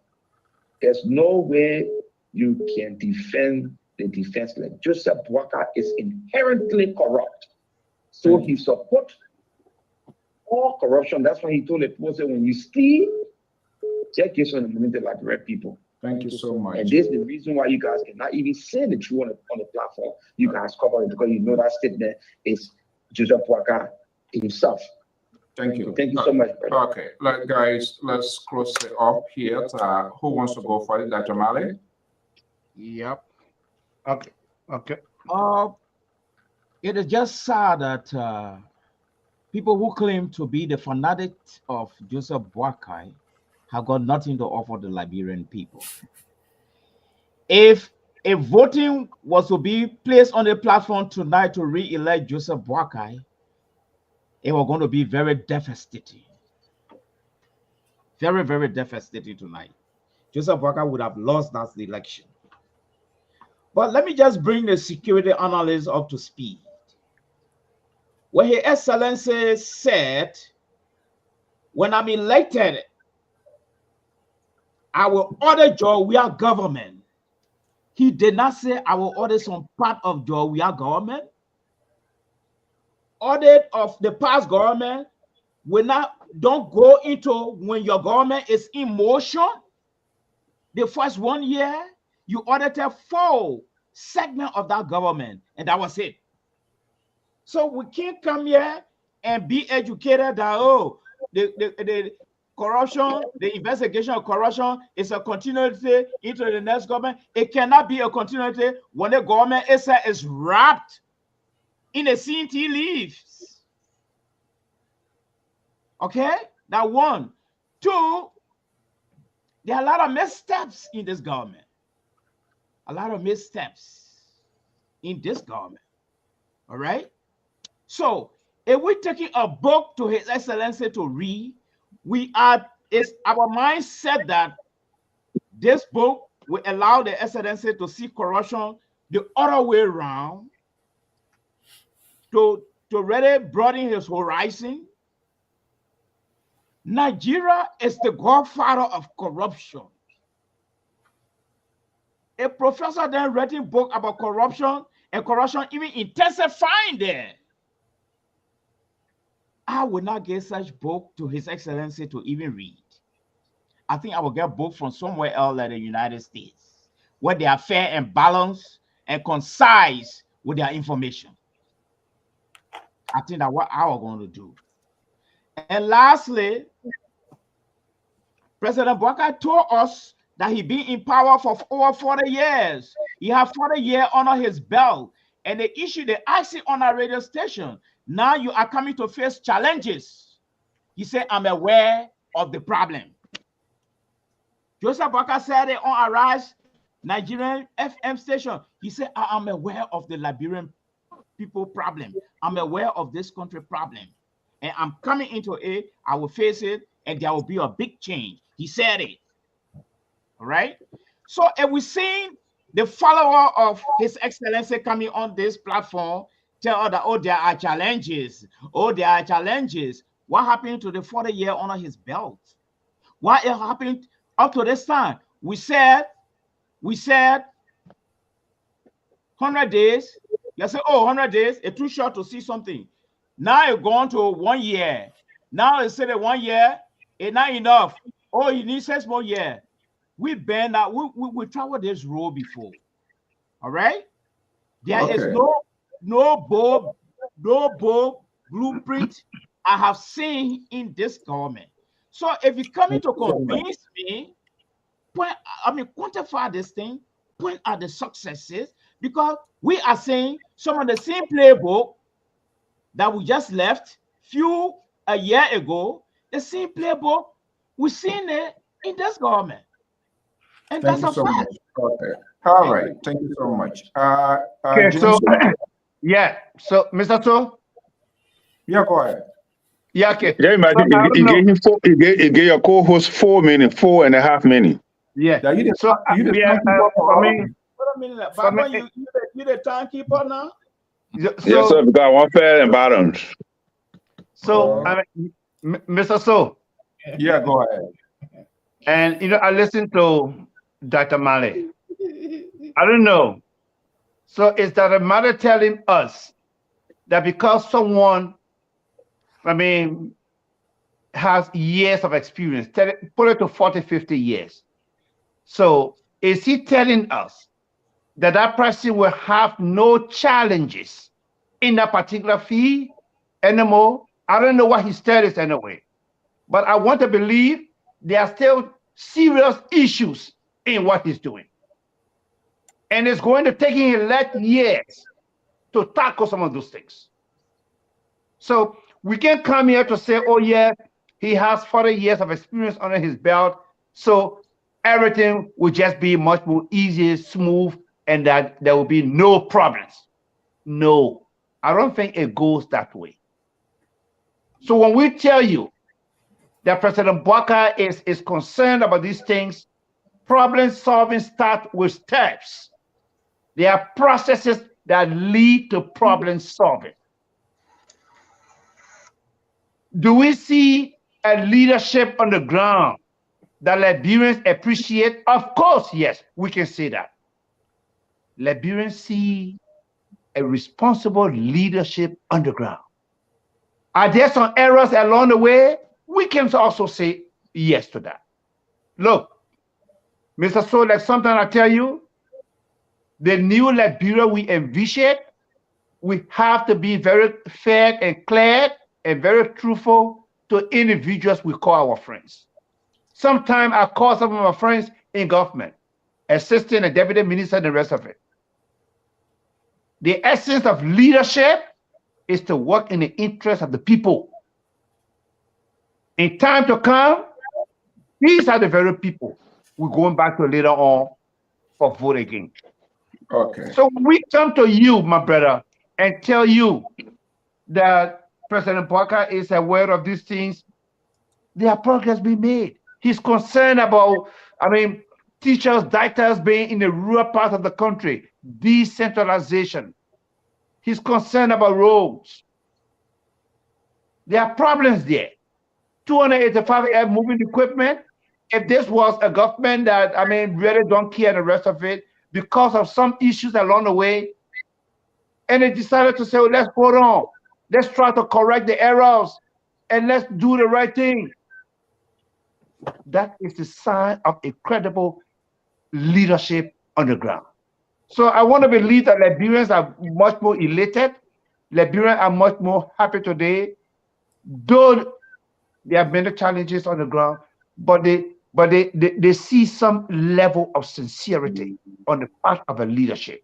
At least we are not going to have a president who will just leave the country and go for 40 days to watch World Cup. Hey man, that's not going to happen. No, that will not happen here. Even if President Bwaka had a son playing football, he would not leave the country for 40 days. No. Okay, let's leave it there. Okay, Terry. Yeah, thank you. Nigeria ranks 13th in Africa with literacy rate of 62%. Yeah, while primary education is free and compulsory, yes, the quality varies greatly across the country. Nigeria is home to many renowned universities, attracting students from across the continent. So you do not have the right to devalue the education of Nigeria because Liberia is nowhere near them. Thank you, my brother. You understand what I'm saying? A book from Nigeria Scarlet is warrant reading, regardless the challenges of corruption and all of that. Nigeria has infrastructural development and Nigeria has educational structure that way beyond your capacity. People come from around the world to go to Nigeria, to the universities in Nigeria to learn. And the degree is valid any part of the world. So do not denigrate. It will be an error to denigrate a scholar from Nigeria that is writing a book on corruption because the country as a whole is corrupt. That's a disadvantage. Let me say Dr. Mali wrote a book, so I'm not going to read it because Liberia is corrupt. So are you trying to tell me that if Dr. Mali now write a book on the overall of Liberia, I shouldn't read that book? Is that what Dr. Mali is saying because Liberia is corrupt? So I would want to disagree with that. To JMB need to work on several things in order to be successful. And I know many of my colleagues do not like this. JMB have divisive. No, somehow I would like it, my brother. Would like it. In order for your government to succeed and become successful, you have to reconcile the country. You can't be divided.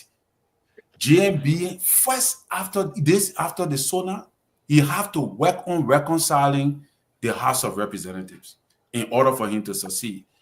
JMB have become one of the successful presidents in 1 year that Liberian people never expected to turn things around so quickly, especially given the fact of the downtrodden economy and country, the state of the nation that we were in.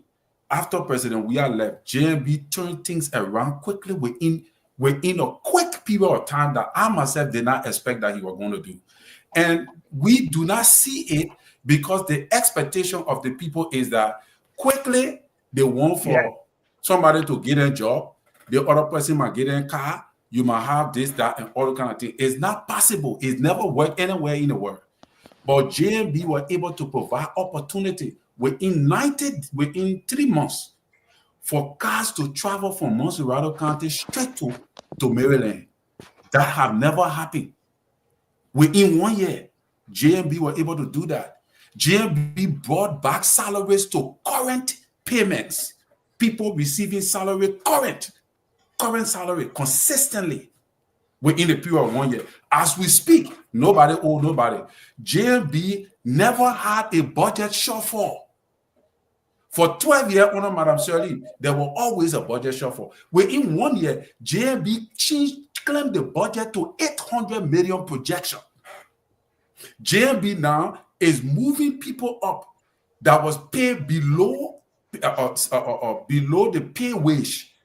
He now is eradicating all those that were paid below pay wage. Within 1 year, JMB were able to restore the country economy to that bracket. Now, as we speak, there are people in many areas of the country who are not experiencing stable electricity can boast and say, yes, there are stable electricity in most part of Monrovia City. The aspect of security that people jumping around, people can be selling in the street. There was a picking our interview today. He said people can be selling in the street up to 2-3 o'clock in the morning. Mr. Barton, is that a lie? Within a short period of time, for 1 year, the changes that JMB have made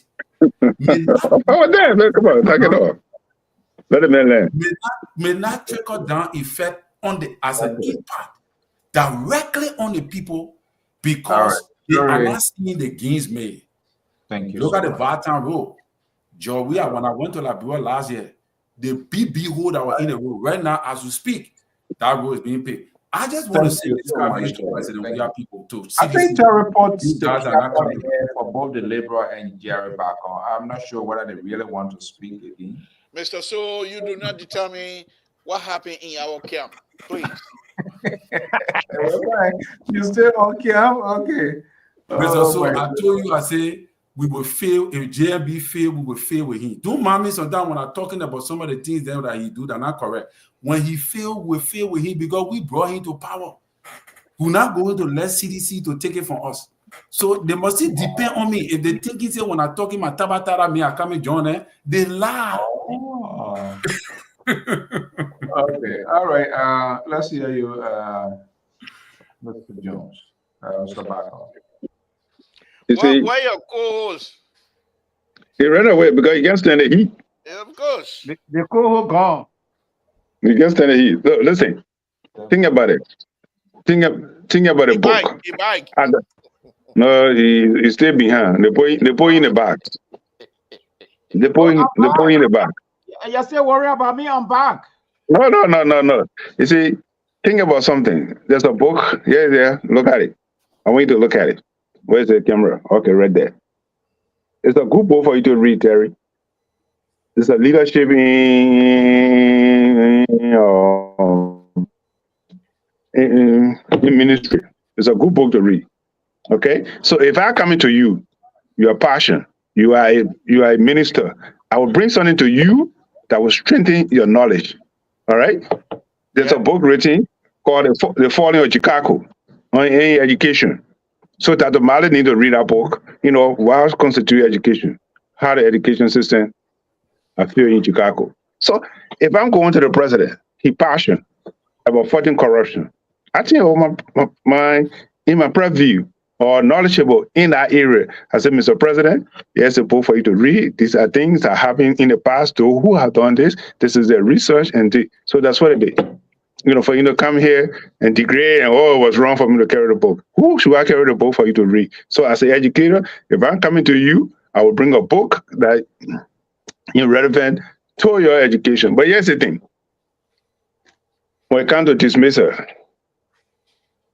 Donald Trump dismissed the Attorney General, the former senator from Alabama, number one. Cesar. Thank you. He dismissed the FBI director, number two. What were they dismissed? Mr. So let him answer. I don't tell the question again. We're making our I just telling you, the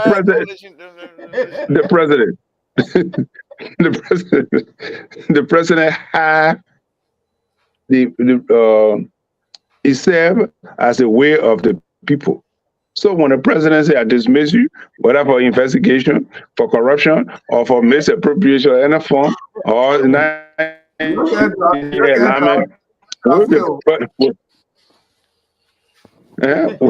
alignment of the president, that's a provocative. You said distract you. He tried. The president. He served at the way of the pleasure of the president, especially when you're at the appointed position. Let's think to Mr. Cherry Ronan. Go put that tape. Go play that tape. He called Mr. Boyka Mr. Clean. Mr. Boyka got no corruption in his DNA from today, from tomorrow until eternity. He doesn't have no corruption. The late Jerry Ronan called him Mr. Clean. After 40-some more years, have you ever heard implication on anything about corruption, Mr. Boyka? So that's the purpose. And say, Mr. President, this book will give you some ideas how to fight corruption. That's the purpose. I don't go there to say I'm going to educate the president. Although he asked me, as an analyst, he asked my opinion. I give it to him, Mr. President. These are the things you need to do if this is what happened. So your time is over. Your time is over. You see, this is what you do. Yeah. That man spoke of 4 meetings in 30 seconds. I just spoke for. I can address my co-host that man. We're not even talking. Just for you to say that, gentlemen. Thank you so much. Where you go? I'm still here. Good night. What do you mean good night? What do you mean good night? I'm still here. The man got to do it on the closing. So what wrong? They can't do it on the closing. Come on. Mr. So. You gotta get the medicine opportunity. You gotta get the medicine opportunity. Let me say something. Your co-host ran away. He ran because he knew very well we were going to party on him. Listen to what he said here, and I will just be very brief. He said the Nigerian lady that wrote the book, the Nigerian people are corrupt, that people that are a place you will go for corrupt advice. When you want to play football, you want good football, you tabala, you go to Brazil. Then when he came by, after he finished condemning Nigeria, then he said, but President Baka went to Nigeria and made it. Look at that kind of statement he made in Nigeria. That's the statement you want to. Now you want to bring Nigeria in as the whole president. Unacceptable. Hypocrisy all the way, Dr. Malley. Mr. CEO, good night. Wonderful show. Yeah, good night. And have a wonderful time, Mr. So. I hope next time you will not try to bring us, all 4 of us, on your show. Mr. Backlund, I'll give you a call. Look at that. All right, thank you, sir. Yeah, let's do that. Okay. You got my number, right? You got my number, right? Ask me so you give it to for me. I can give my number. I don't care. I can give it to you on the air. It doesn't matter to me. I don't care. Okay. Take a pen. Okay, take a pen. Write it down. I don't care. But I can call me. You got a pen? Yeah. 401 The forming, the forming a union. 258.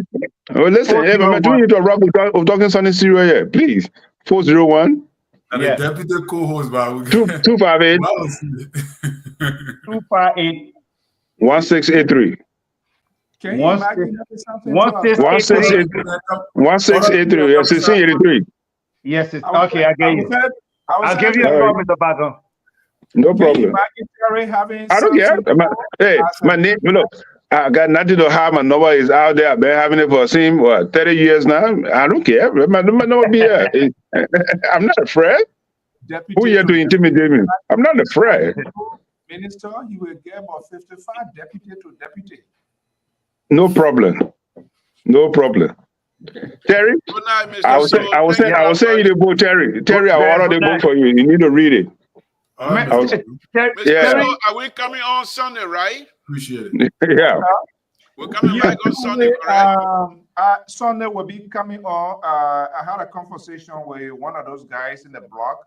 I'm hoping, but you know, sometimes they're not reliable too.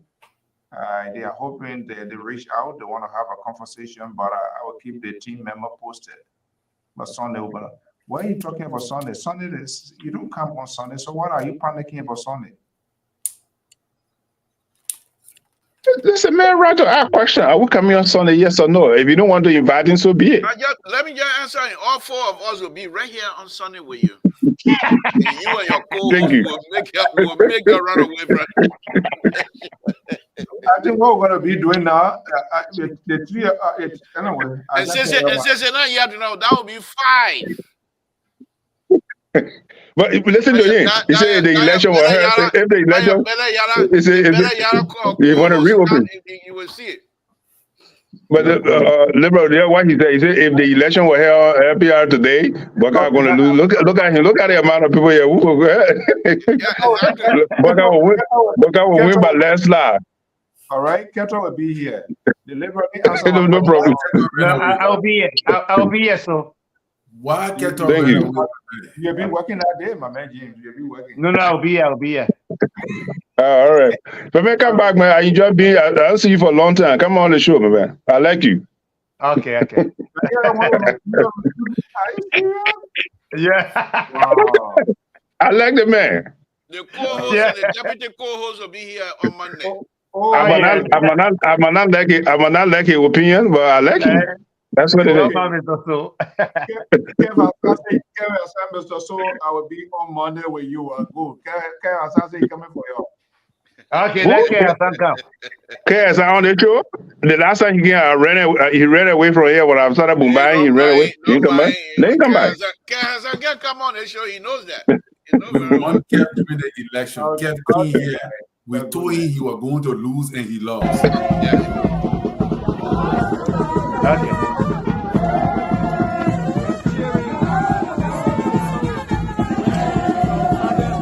Welcome to our brother, our long-term friend and brother.